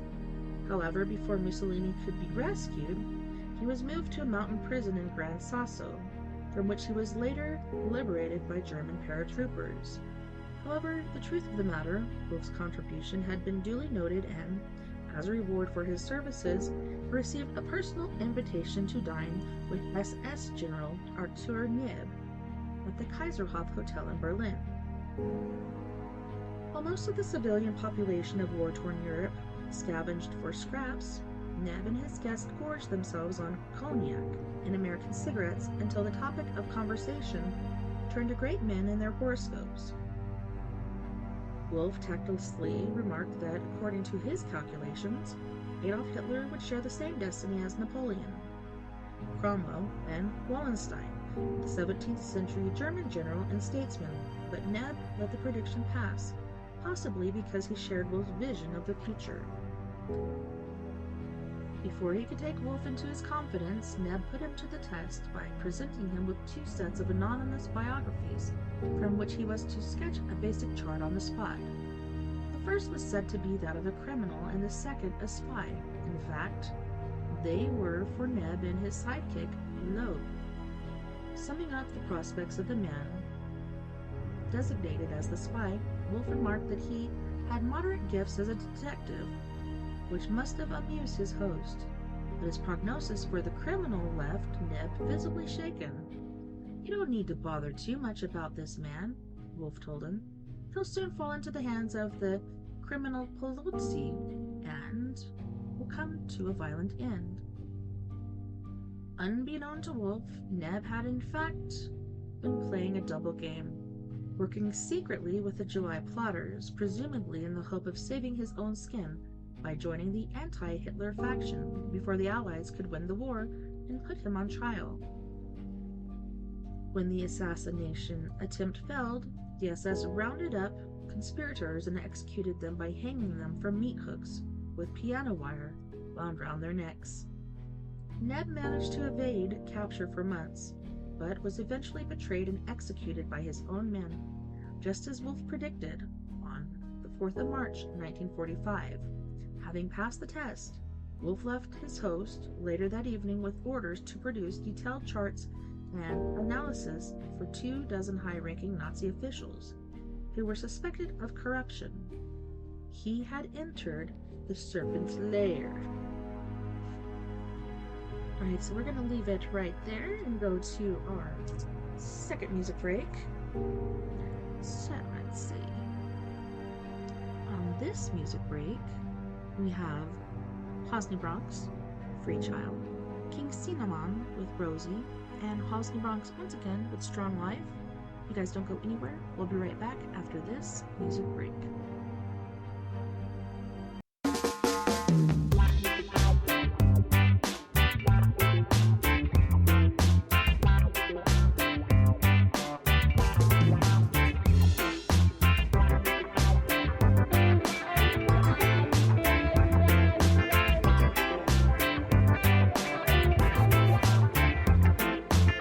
I am a child of war.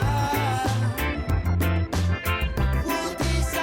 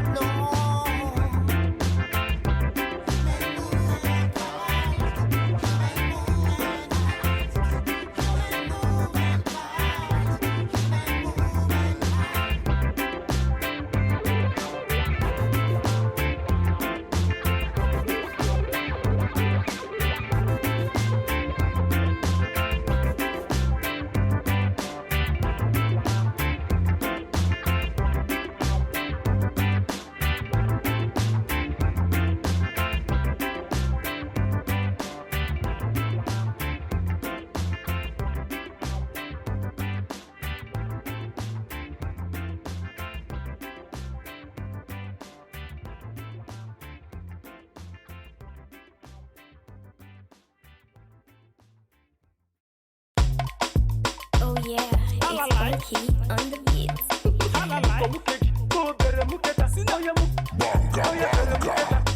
Suck my boobs, you got my body loose. Anytime you talk me, you got me confused. Suck my boobs, you got my body loose. Anytime you talk me, you got me confused. Cinnamon, cinnamon, do it softly. I said you wine your body, eat the sweetie, sweetie. Make it rock my body, I am feeling horny. Make it touch my body, I am feeling sweetie. Suck my boobs, you got my body loose. Anytime you talk me, you got me confused. Suck my boobs, you got my body loose. Anytime you talk me, you got me confused. All my men, they wear out. All my guys, they wear out. Imarama, Imarama, Rosie. Imarama, Imarama, Rosie. All my men, they wear out. All my guys, they wear out. Imarama, Imarama, Rosie. Imarama, Imarama, Rosie. Mukomukeji, go bere muketa. Oya mukomukeji, oya bere muketa. Daddy mu ekon, omo ni pe mukeji. Daddy bere muketa, omo ni fún mi lẹ́yìn. Daddy fisi, omo ni ejo. Daddy saucy, omo ni ejo. Daddy kosi, omo ni ejo. Daddy turn him pussy, omo ni ejo. Daddy and his baby, them there for corner. Daddy begin the touch and the girl the holla. Now daddy begin the open the shirt collar. Now something come up. Daddy begin the sucker. Daddy mu ekon, omo ni pe mukeji. Daddy bere muketa, omo ni fún mi lẹ́yìn. Daddy fisi, omo ni ejo. Daddy saucy, omo ni ejo. All my men they wear out. All my guys they wear out. Imarama, Rosie. Imarama, Rosie. All my men they wear out. All my guys they wear out. Imarama, Rosie. Imarama, Rosie. Suck my boobs, you got my body loose. Anytime you touch me, you got me confused.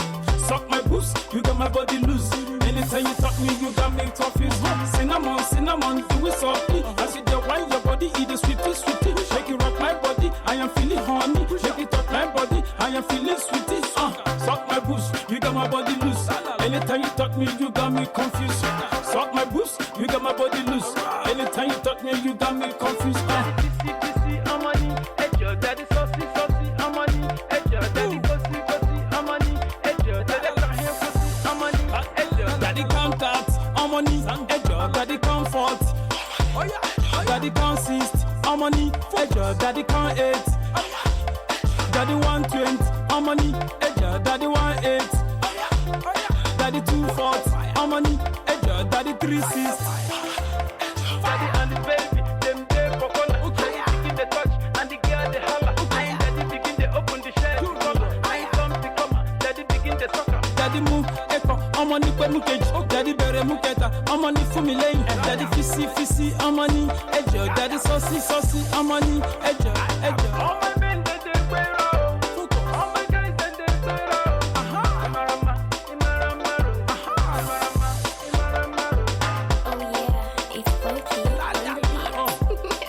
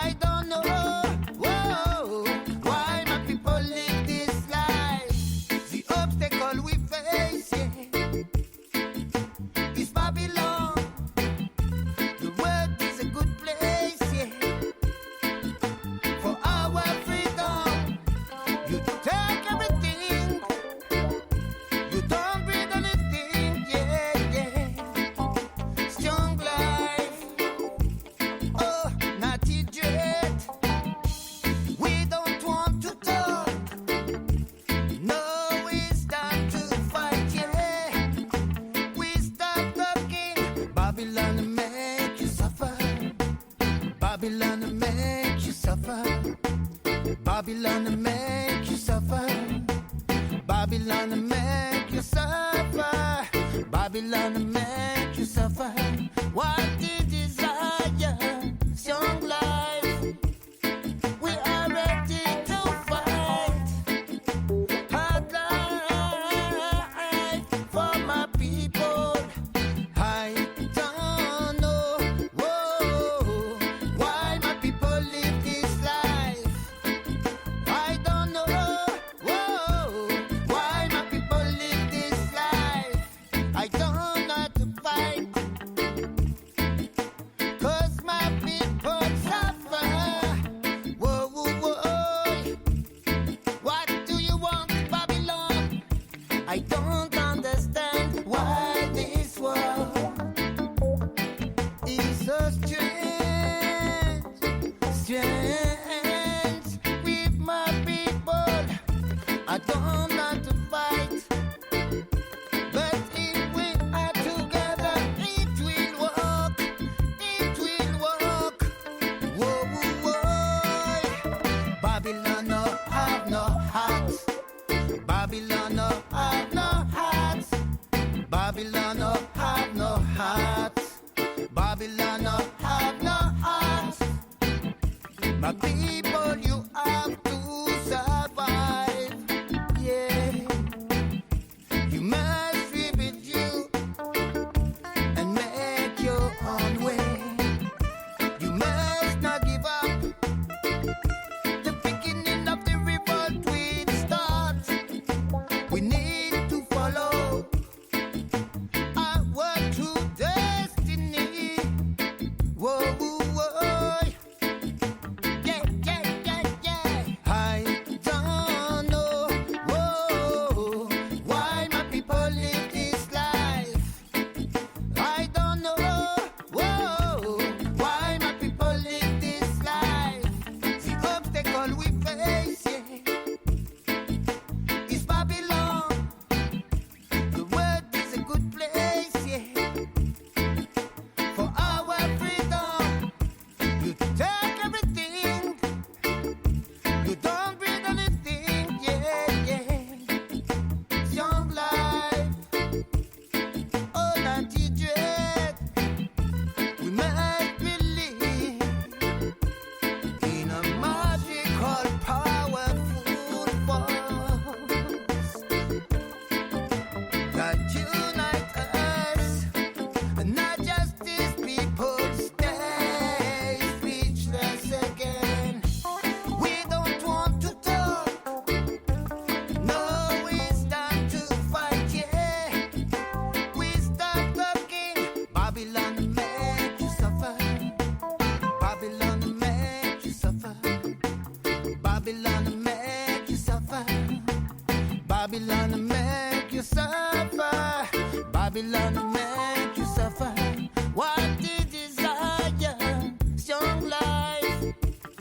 We are ready to fight.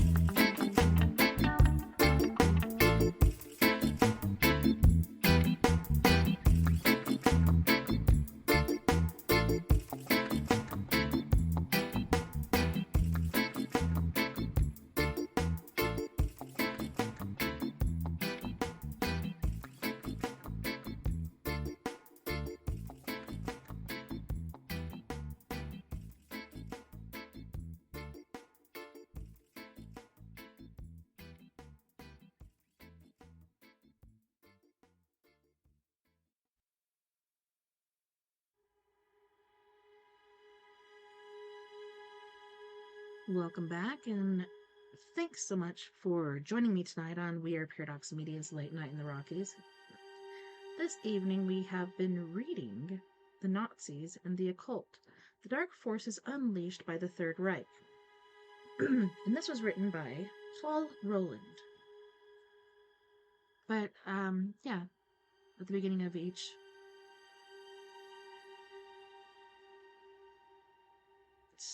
I don't want to say stasis of the show or section of the show, I'm showing this trigger warning because I don't want YouTube to get rid of my videos, my live feed as well. So, trigger warning, this video may contain graphic violence, descriptions or depictions of violence. Violence can be triggering for individuals who have experienced violence or have been exposed to traumatic events as well as discrimination and hate speech. That includes racism, sexism, homophobia, transphobia, and other forms of discrimination can be deeply upsetting and triggering for those who have been subjected to such attitudes and behaviors. Viewer discretion and listener discretion is advised, and this is for educational purposes only. Because if we don't learn from our history, we're doomed to repeat it. I truly believe that. Alright, so let's get back into our Alrighty. Alright.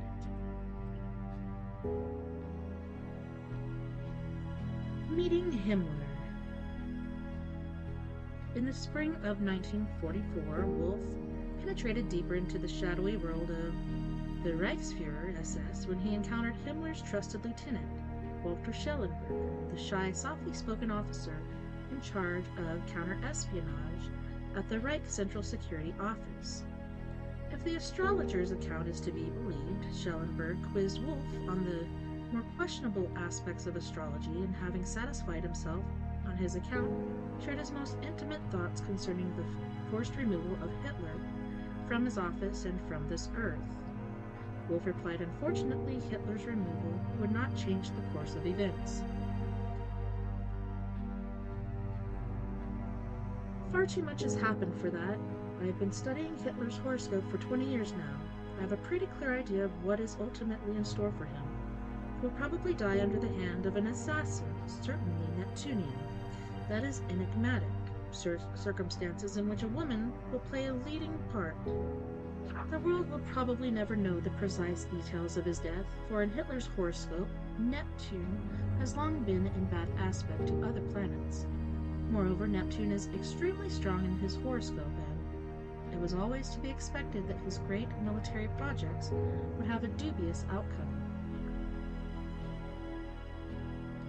Wolf concluded that the astrological prospects of Britain and America were extremely adventurous at the moment and would peak in mid-May 1945. Action would have to be taken, he said, if Germany was to avoid greater misfortunes.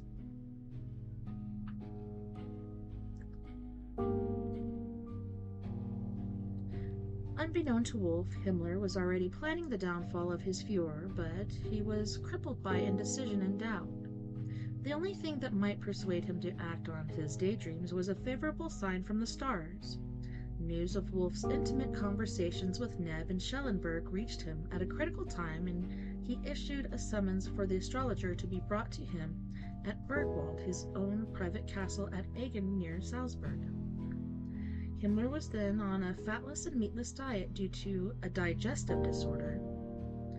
But as he and Wolf exchanged pleasantries at the luncheon table, the Reichsfuhrer confessed that he hated the sight of blood and could not bear to witness the suffering of an animal.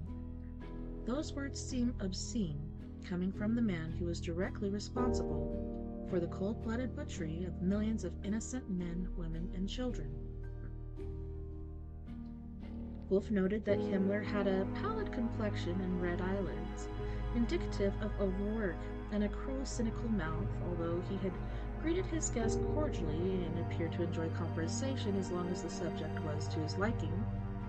After lunch, Wolf was invited to a private audience with Himmler in his large but sparsely furnished study, overlooking the groups framed by the lilac-blue mountains of Oberschlossberg. The Reichsfuhrer began by enthusing on astrology and occult matters, confining to his guest that he was in the habit of consulting a lunar calendar before embarking on important projects.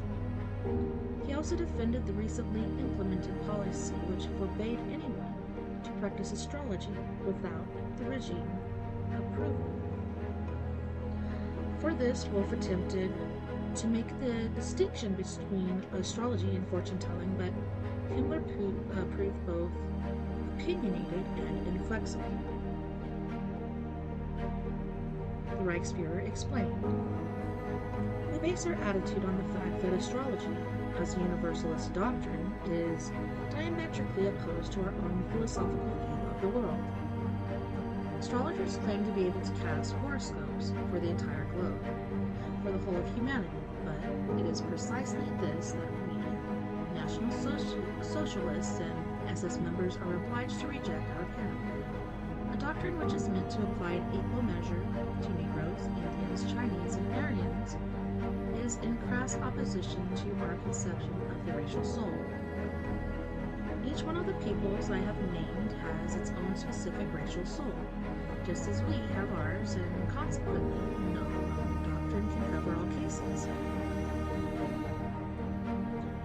It was clear from the technical terms Himmler dropped into their conversation that he possessed a working knowledge of astrology and was familiar with astrological expressions, such as trine aspects, positive and negative signs, and the elevation of planets. He was acquainted with the fundamental principles of a horoscope. Wolff observed and knew only to apply them, but Wolff was struck by Himmler's political naivety and the shallowness of his personality. He asked me the strangest and most infantile questions in his quest for astrological enlightenment about the military and political situation. God knows Himmler was no genius, rather he was a mediocrity, especially when you saw him in private. He was a pettifogging bureaucrat with scruples. As Hitler's thousand-year Reich neared its own Gottendammerung, Himmler came to rely more and more on his pet astrologer, having convinced himself that Wolff possessed a genuine gift for prophecy. On the 9th of December 1944, the Reichsfuhrer had narrowly escaped death, as Wolff had predicted he would on that day. "It's a strange thought, isn't it, Herr Wolff?" said Himmler, breaking off from a disclosure on the subject of loyalty and honor, which he considered uniquely German qualities, "that on December 9th I actually had an accident which might well have proven fatal. I was driving at night and 130 feet above the Black Forest Railway. I ran off the road and down the hill onto the tracks, just as a train was approaching. We only just managed to get out of the way in time. The accuracy of your horoscope is phenomenal." During these last months of the war, as the Allies encircled the demoralized remnants of the German army, the Reichsfuhrer repeatedly turned in desperation to Wolff and demanded to know what options the stars offered for his survival. Wolff dutifully consulted the natal charts of those involved on both sides and, armed with requisite data, urged Himmler to have the courage of his convictions and act to overthrow Hitler, as Schellenberg and Kirsten had been arguing him to do for months. But yet again, Himmler's dithering and indecisiveness proved his undoing. By the time he had finally committed himself to a plan, all escape routes had been cut off. On 21 May 1945, he was captured by the British disguised as a military policeman and, while in custody, committed suicide by swallowing cyanide. The best Wolff could say of Himmler, one of the most feared and hated men in history, was that he was true to his flag and his oath of allegiance to his leader. His only other saving grace was economy. When it came to finances, he balanced his books down to the last Finnig.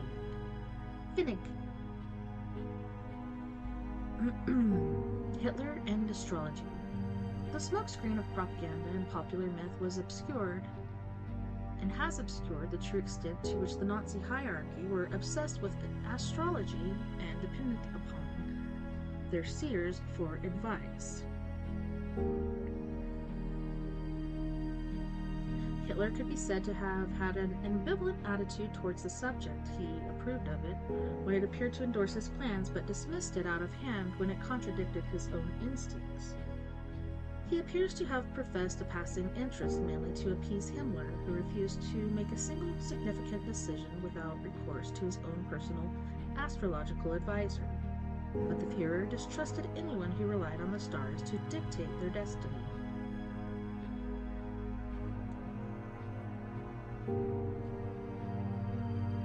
after the war, his private secretary, Fräulein Schroeder, attempted to downplay the Führer's reported obsession with the stars.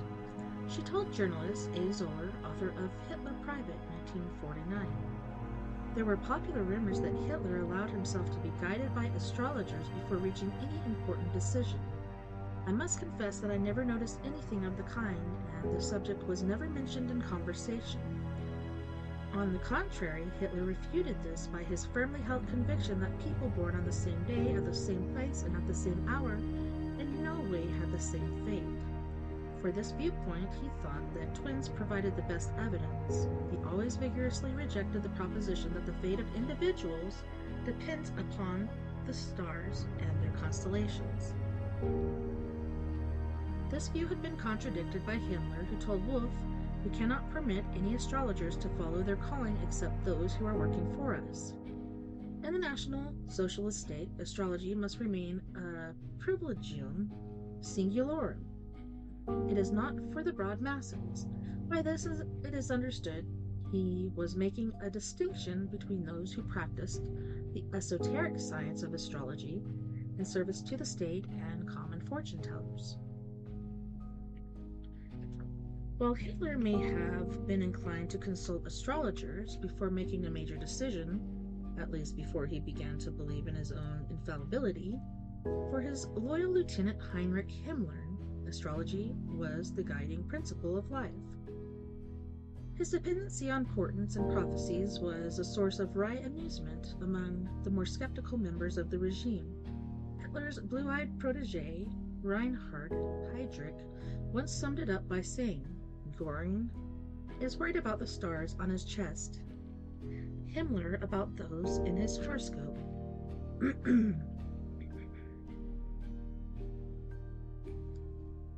Adolf Hitler's dream. Hitler may not have been a fervent believer in astrology, but he was extremely superstitious by nature. Prophetic dream during the First World War, which saved him from almost certain death, was only one of several incidents which convinced the Führer that his life was protected by Providence, and that it confirmed he had a divine mission to fulfill. During a lull in the fighting on the Western Front in 1917, Corporal Hitler, a runner in the Bavarian infantry, fell asleep at his post. Minutes later, he awoke in a distressed state, having just dreamt he had been buried alive after a shell had exploded in the trench. He scrambled to his feet, clutching at his chest, which had been hit by smoldering shrapnel in the dream. When he finally came to his senses and saw that he was actually unharmed, he became aware that his comrades were also unhurt and had returned to cleaning their weapons and playing cards, having shrugged off Hitler's panic as just another case of battle fatigue. It was then that he felt compelled to leave the dugout and venture out across no man's land, despite the risk of being shot by an enemy sniper. At the moment, he realized the great danger in which he had put himself. A roaring sound overhead, made him throw himself instinctively into a shell crater. Then a tremendous explosion shook the ground, showering him with mud and debris.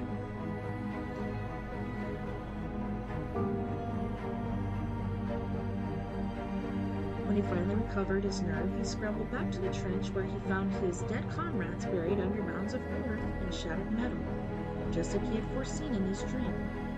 Hitler was the sole survivor. In another incident, which happened many years later, in October 1933, Hitler was delighted to be invited to lay the foundation stone of the House of German Art in Munich, which had been designed by his close personal friend, Paul Ludwig Troost. However, when Hitler struck the stone at the dedication ceremony, the hammer shattered in his hand.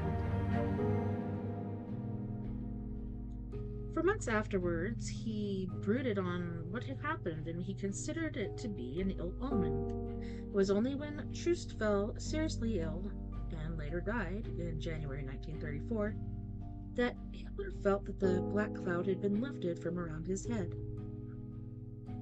When the hammer shattered, I knew at once it was an evil omen. He told his architect, Albert Speer. "Something is going to happen," I thought. "Now." Now we know why the hammer broke. The architect was destined to die.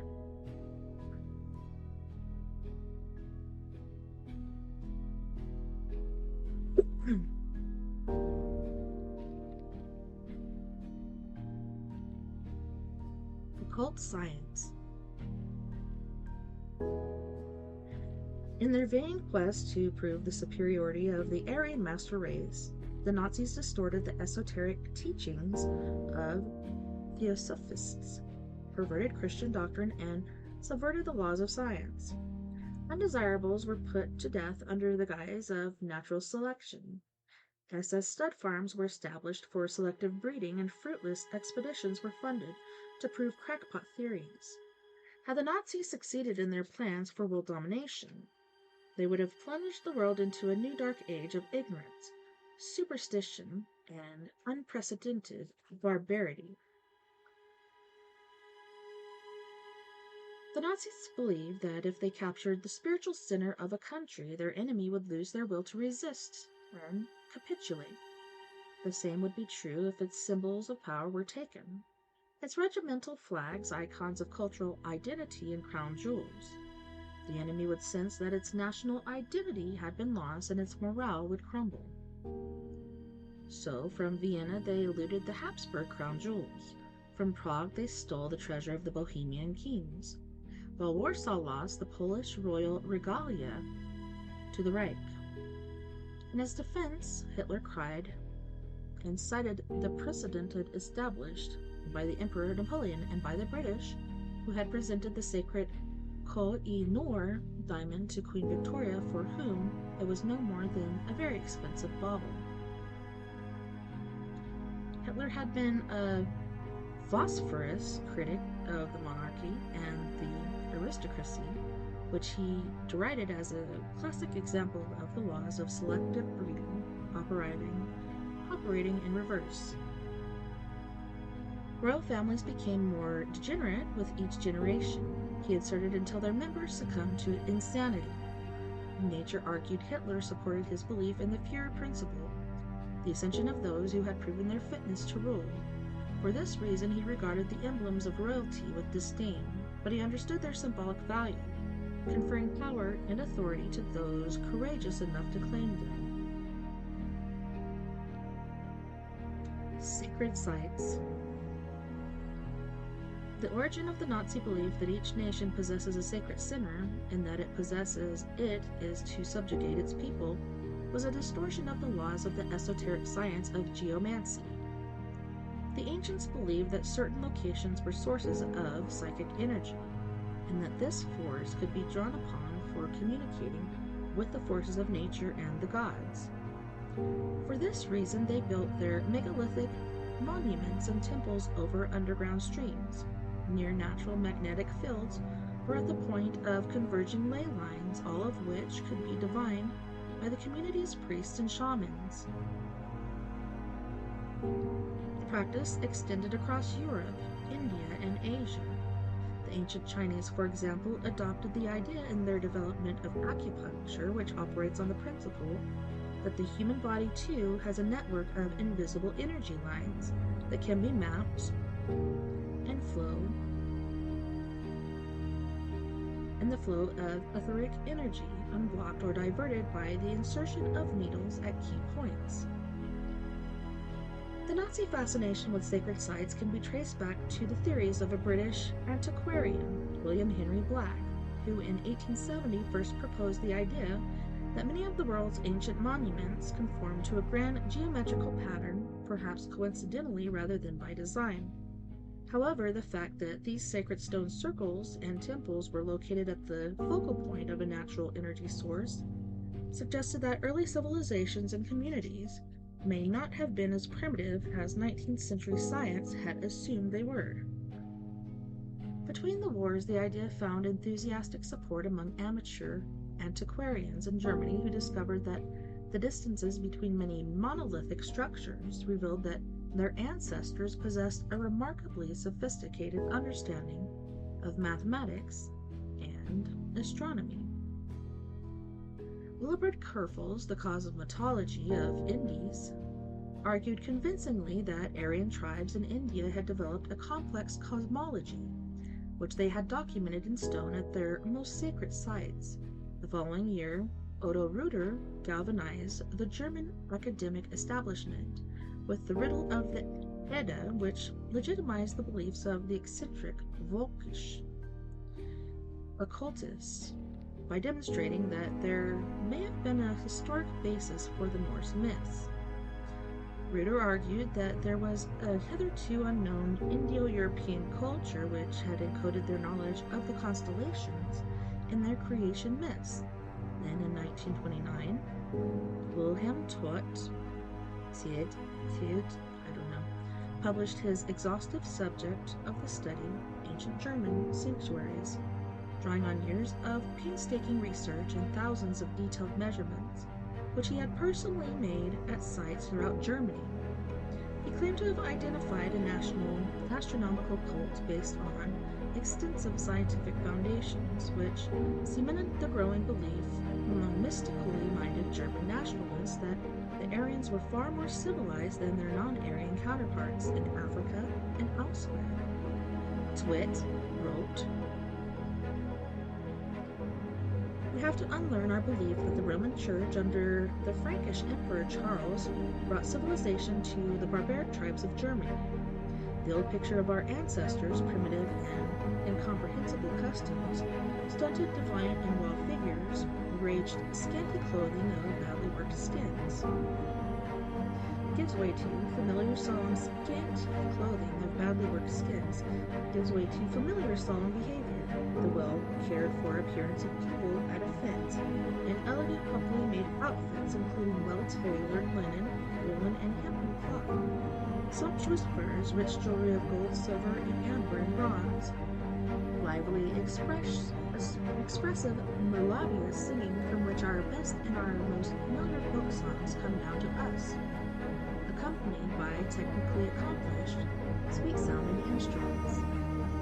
In such innocence, the idealism, the myth of the master race, began to take shape supported by the specious new science of eugenics, selective breeding.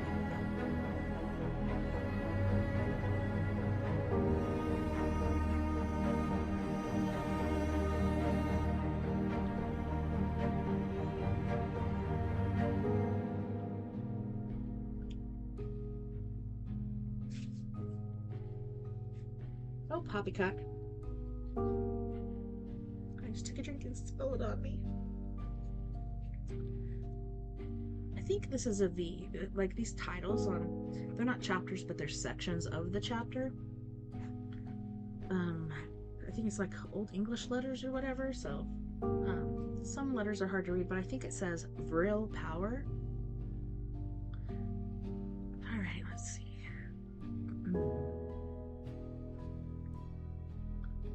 In the 1920s, Joseph Heinz, a lawyer from Westphalia, discovered that many of the major ley lines around the world originated under mountains and hills that had been deemed sacred as the dwelling places of the gods.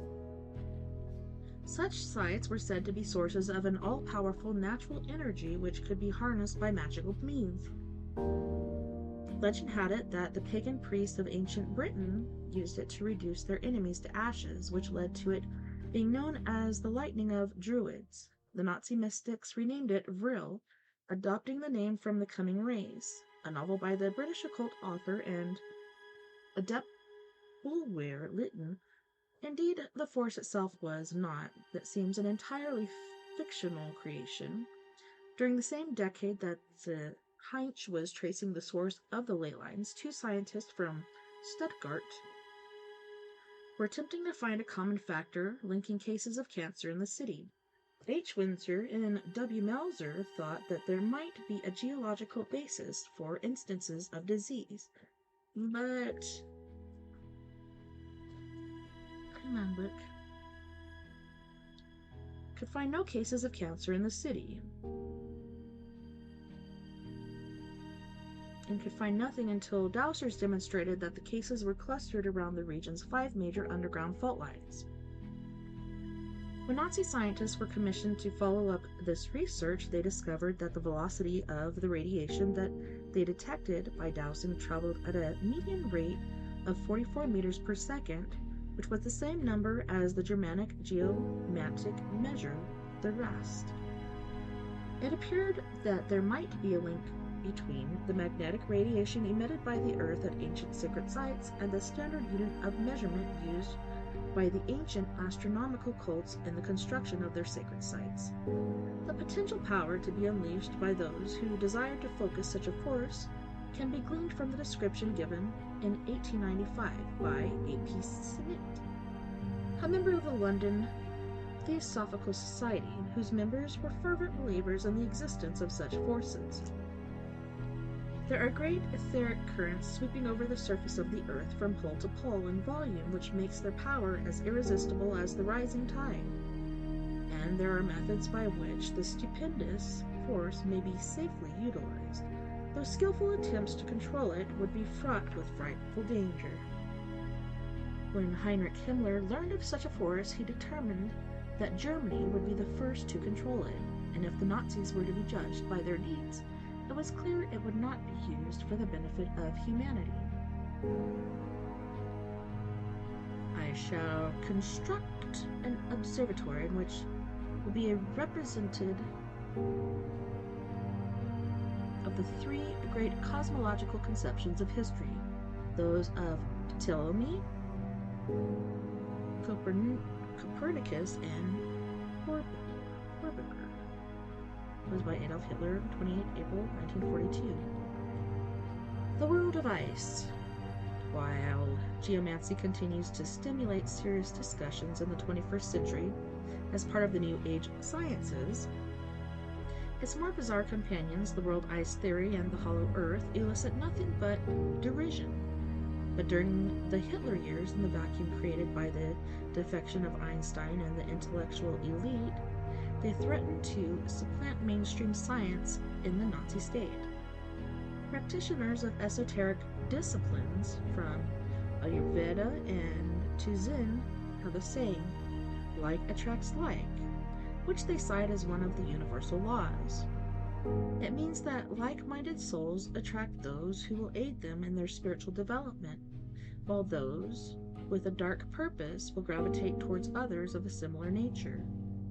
It was certainly true of the Nazis, who attracted the scientists and philosophers they deserved, cranks and oddballs with the most outlandish theories imaginable. Austrian engineer Hans Horbiger, 1860 to 1931, was typical of the eccentric pseudoscientists who were sponsored by the state, and in turn he learned from them the power of threats and intimidation. In 1925, he recruited Nazi thugs to disrupt meetings and lectures held by orthodox physicists, and he wrote threatening letters to the scientific publications and academics who disagreed with him. "The time has come for you to choose," he wrote, "whether to be with us or against us. While Hitler is cleaning up politics, Hans Horbiger will sweep the bogus sciences out of the way. The doctrine of eternal ice will be a sign of the regeneration of the German people. Watch out, come over to our side before it's too late." The core of Horbiger's theory was that the solar system was formed millions of years ago, when a massive block of ice collided with the sun. The resulting explosion threw molten matter into space, which eventually cooled to form the planets. He had come to this conclusion after witnessing the violent reaction caused by molten metal being poured onto the snow in the foundry where he had worked. According to Horbiger, this cosmic accident accounted for the existence of the poles and the Great Flood, which was mythologized in the Bible and the Nordic legends of Edda. But what really intrigued the mystically minded Nazis was the idea that the PUPOSES, world ice theory, offered a scientific basis for their belief in an antediluvian age of supermen, which its proponent explained had been made possible by gravitational changes caused by one of the three moons orbiting the Earth. Its increasing proximity resulted in a mutant race of giants who were rendered almost extinct when the full moon finally collided with our planet. 150,000 years ago, leaving their humanoid slaves scavenging for survival. The few remaining giants established several advanced civilizations, including the islands of Atlantis, the Lemurian for the superior race of human beings, but the Aryans, whom they nurtured as their successors, were being hunted down by their vengeful slaves, giving rise to the myths and legends of gods and heroes, with which we are familiar today. It only remained for the Nazis to implement a selective breeding program from pure Aryan stock to regenerate the race of Aryan supermen and restore them to their rightful place as rulers of the earth. However, it was never satisfactorily explained how the regular-sized Aryans had inherited the blood from their oversized mentors. When challenged to explain this and the other glaring anomalies in his cosmology by practitioners of Jewish liberal science, i.e., conventional science, such as the fact that the light reflective capacity of the moon is lower than that of ice, Horbiger had a typical Nazi retort. Trust me, not equations. When will you learn that mathematics is valueless? It's not known when Hitler was converted to Horbiger's Aryan fantasy, but there's evidence that he was willing to act upon it. He is reputed to have said in January 1942, "Nothing prevents us from supposing that mythology is a reflection of things that have existed and of which humanity has retained a vague memory. In all the human traditions, whether oral or written, one finds mention of a huge cosmic disaster. What the Bible tells on the subject is not peculiar to the Jews, but was certainly borrowed by them from the Babylonians and Assyrians. In the Nordic legend, we read of a struggle between gods and giants. The thing is only explicable upon the hypothesis of a disaster that completely destroyed a humanity which already possessed a high degree of civilization. The fragments of our prehistory are perhaps merely reproductions of objects belonging to a more distant past. What proof have we that besides objects made of stone, there were not similar objects made of metal? The life of bronze is limited. Besides, there's no proof that the civilization that existed before the disaster flourished precisely in our regions. Who knows what discoveries will be made if we could explore the lands that are now covered by water? I'm quite inclined to accept the cosmic theories of Horbiger. It's not impossible, in fact, that 10,000 years before our era there was a clash between the Earth and the Moon that gave the Moon its present orbit.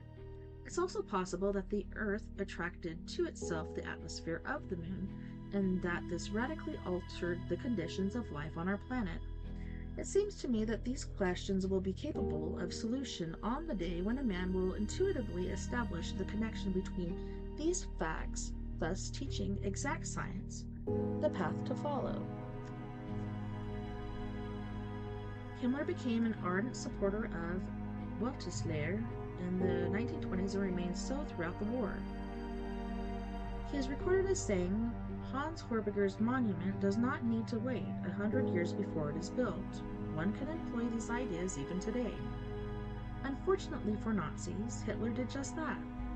In the late summer of 1941, he ordered the Central Army Group to halt within sight of the spires of Moscow, while several mechanized divisions broke off in an ill-fated effort to capture Leningrad and other raced towards the oil fields of the Ukraine.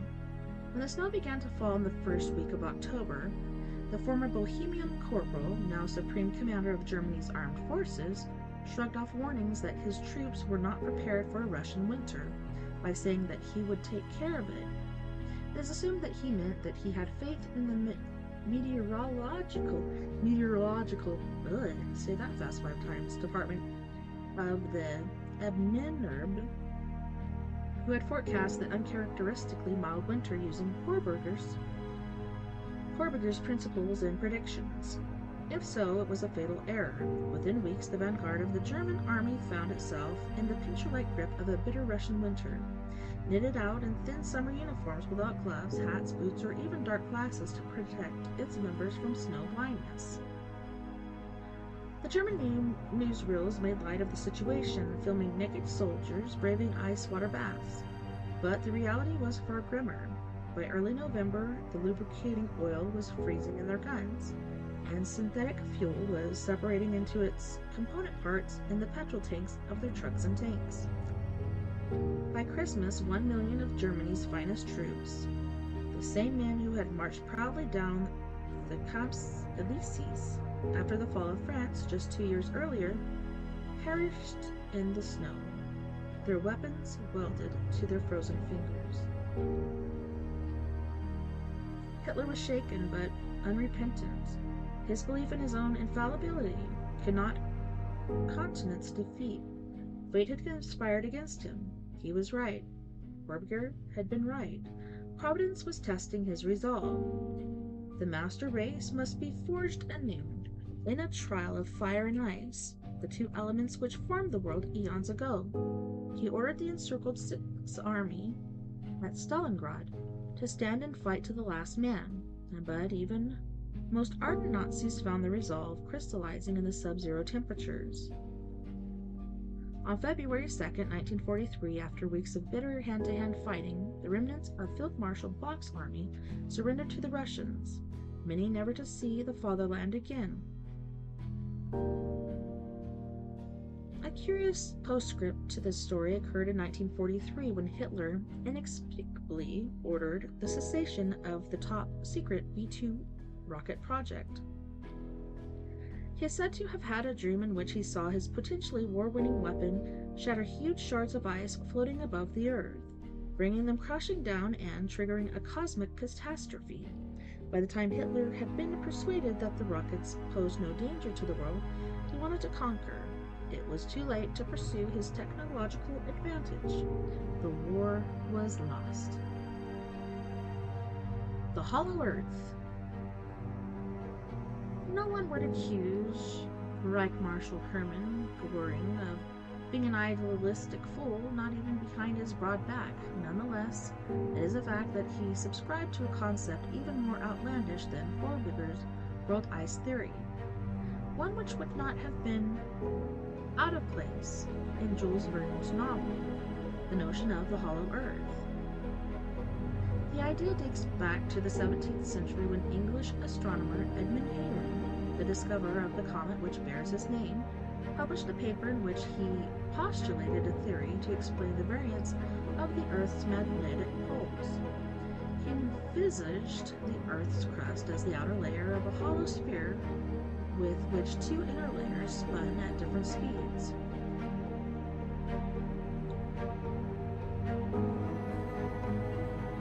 The poles were supposedly situated on one or both of these inner layers, and the variation in speed between the revolving spheres accounted for the variance in the cardinal points from day to day, the north, south, east, west alignment.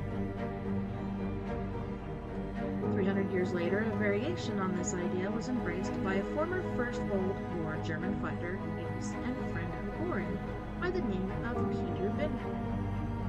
Bender must have suffered from shell shock because his premise clearly borders on the insane. He believed that the human race was living inside a large sphere, that the sky is its inner skin, and that the stars are no more than glimmers of light seen through the holes in its greater sphere. He called this ludicrous notion the Phantom Universe, and, incredible as it might seem, Göring was not the only high-ranking Nazi to give it a veneer of credibility. Many German naval officers accepted it too. In April 1942, a group headed by Dr. Heinz Fischer succeeded in commissioning a full-scale test in the Baltic, where a prototype radar station was established and equipped to send beams of infrared light up to the sky at an angle of 45 degrees. The hope was that the rays would bounce off the roof of the larger sphere back down to Earth, where they would produce a radar image of ships that would be out of the visual range of the vessel conducting the experiment. In this case, the target was the British fleet anchored at Scapa Flow. on the Orkney Islands. Needless to say, the experiment was a failure, and the expedition returned to face the wrath of the Fuhrer, who considered the venture a serious waste of men and resources at a critical moment in the war. Bender and the most vociferous advocates of his theory were dispatched to concentration camps. Even Göring was too embarrassed to speak in his friend's defense. Only Dr. Fischer escaped with his life. After the war, he was taken to America, where he became a significant contributor to the development of the hydrogen bomb. Oh, goody. She's OP. The real raiders of the Lost Ark. My ancestors were pagans. My forebears were heretics. Otto Rahn. When the frozen body of SS Obersturmführer Otto Rahn, 1904-39, was discovered on Kumpfstein Mountain on 13 March 1939, the assumption was that he had died of exposure after falling or losing his way in a blizzard. But as his friend Paul Ledon observed, it would take up to 2 weeks to die of cold at that altitude at that time of the year. Besides, Rahn was fit, trained in survival techniques, and an experienced climber. It seemed highly suspicious that he had died just a few weeks after resigning from the SS, the very same month that his colleague, Karl Maria Willigut, was also forced to resign, his commission only to be part under the protection of the Gestapo. Was it possible that Rahn, the occult scholar, and Willigut, the certifiable visionary, shared a secret that had put both their lives at risk? There is the distinct likelihood that Rahn committed virtual suicide by starving himself to death on his beloved mountain in the manner of the 13th century Gnostic sect, the Cathars, with whom he shared a spiritual bond. It is surely no coincidence that his death occurred on the anniversary of the fall of Montsegur, the ascetics' mountain stronghold in southern France, which occurred on 14 March 1244. Holy shnikes. Rahn's connection with the Cathars is the key to the mystery, for it also ties in with Himmler's quest for the Holy Grail, the cup which Jesus is said to have used at the Last Supper, and which legend says caught drops of his blood at the crucifixion.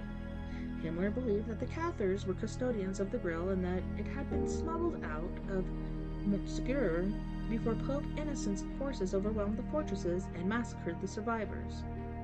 While it may seem unlikely that a rabid anti-Christian such as Himmler would search the earth for an iconic Christian symbol, it is upon this central misunderstanding that the whole strange affair revolves. To Himmler, the Grail could not possibly be a Christian symbol for the simple reason that Jesus was not a Jew but an Aryan.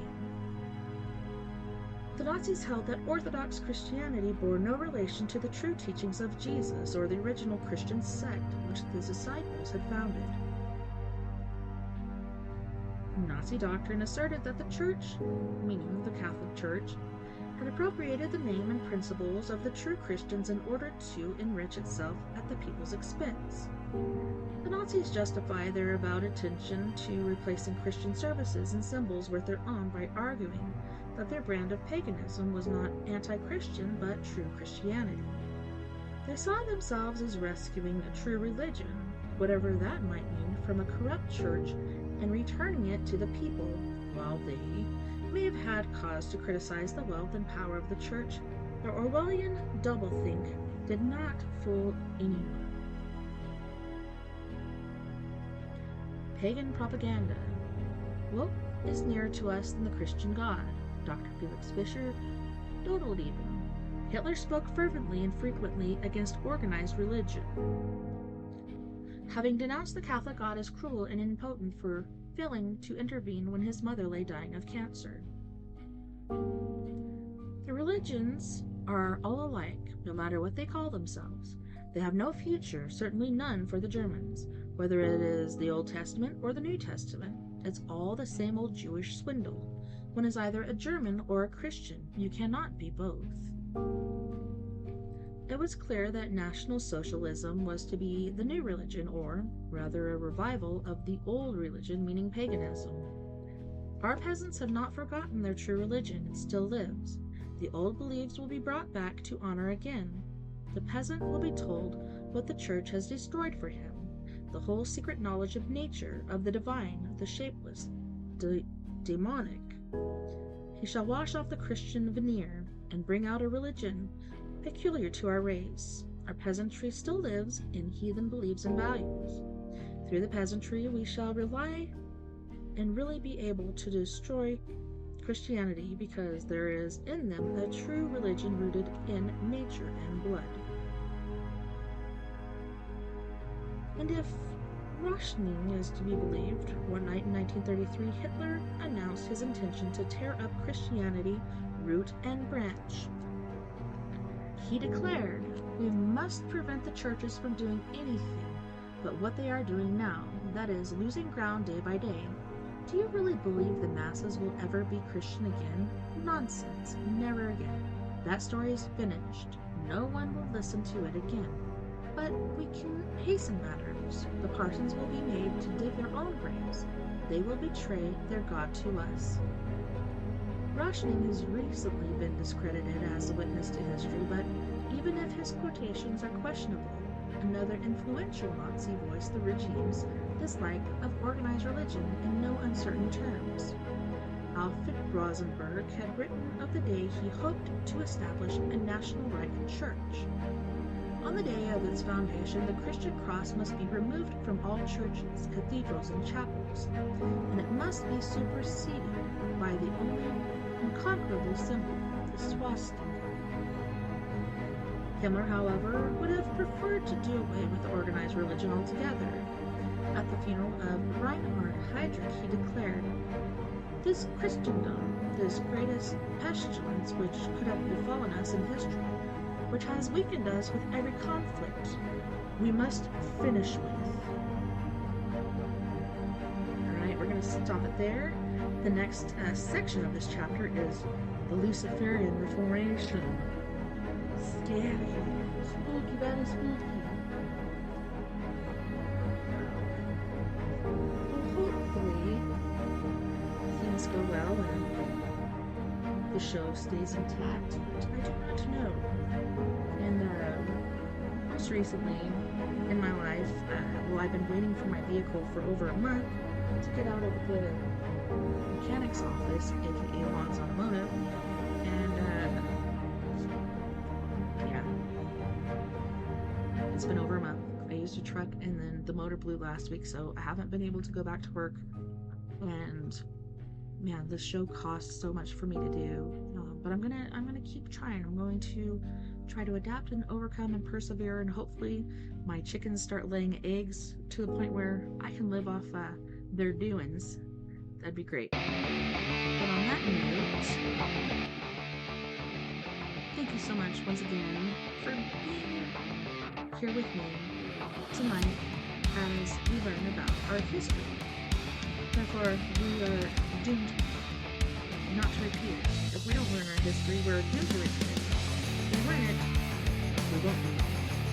Anyways, thank you to all of our friends on the Paradox Media's Facebook, Spreaker, Twitter, iHeartRadio, YouTube, Twitch, and wherever else you may be listening Beyond The Omniverse tonight. Have a wonderful time. My pleasure to do it again next week. It's as much of a surprise to me as it is to you, I would say. Things come up last minute sometimes. We'll see. Might be triple TikToks and story time again. Might be something else. Generally story time on Sundays, because guests don't generally like to come on Sundays. Don't forget, you guys, we're all in this together. Together we can make the world a bit better. And together, my friends, we are friends. Because without you, there is no us. Until next time, night night, Northern Light, have a wonderful rest of your weekend. And don't work too hard, don't take life too seriously, and appreciate every day as a gift. Because not everybody gets the same opportunity that we get. I will see you back here, same crazy time, same crazy place. Take care of my ears.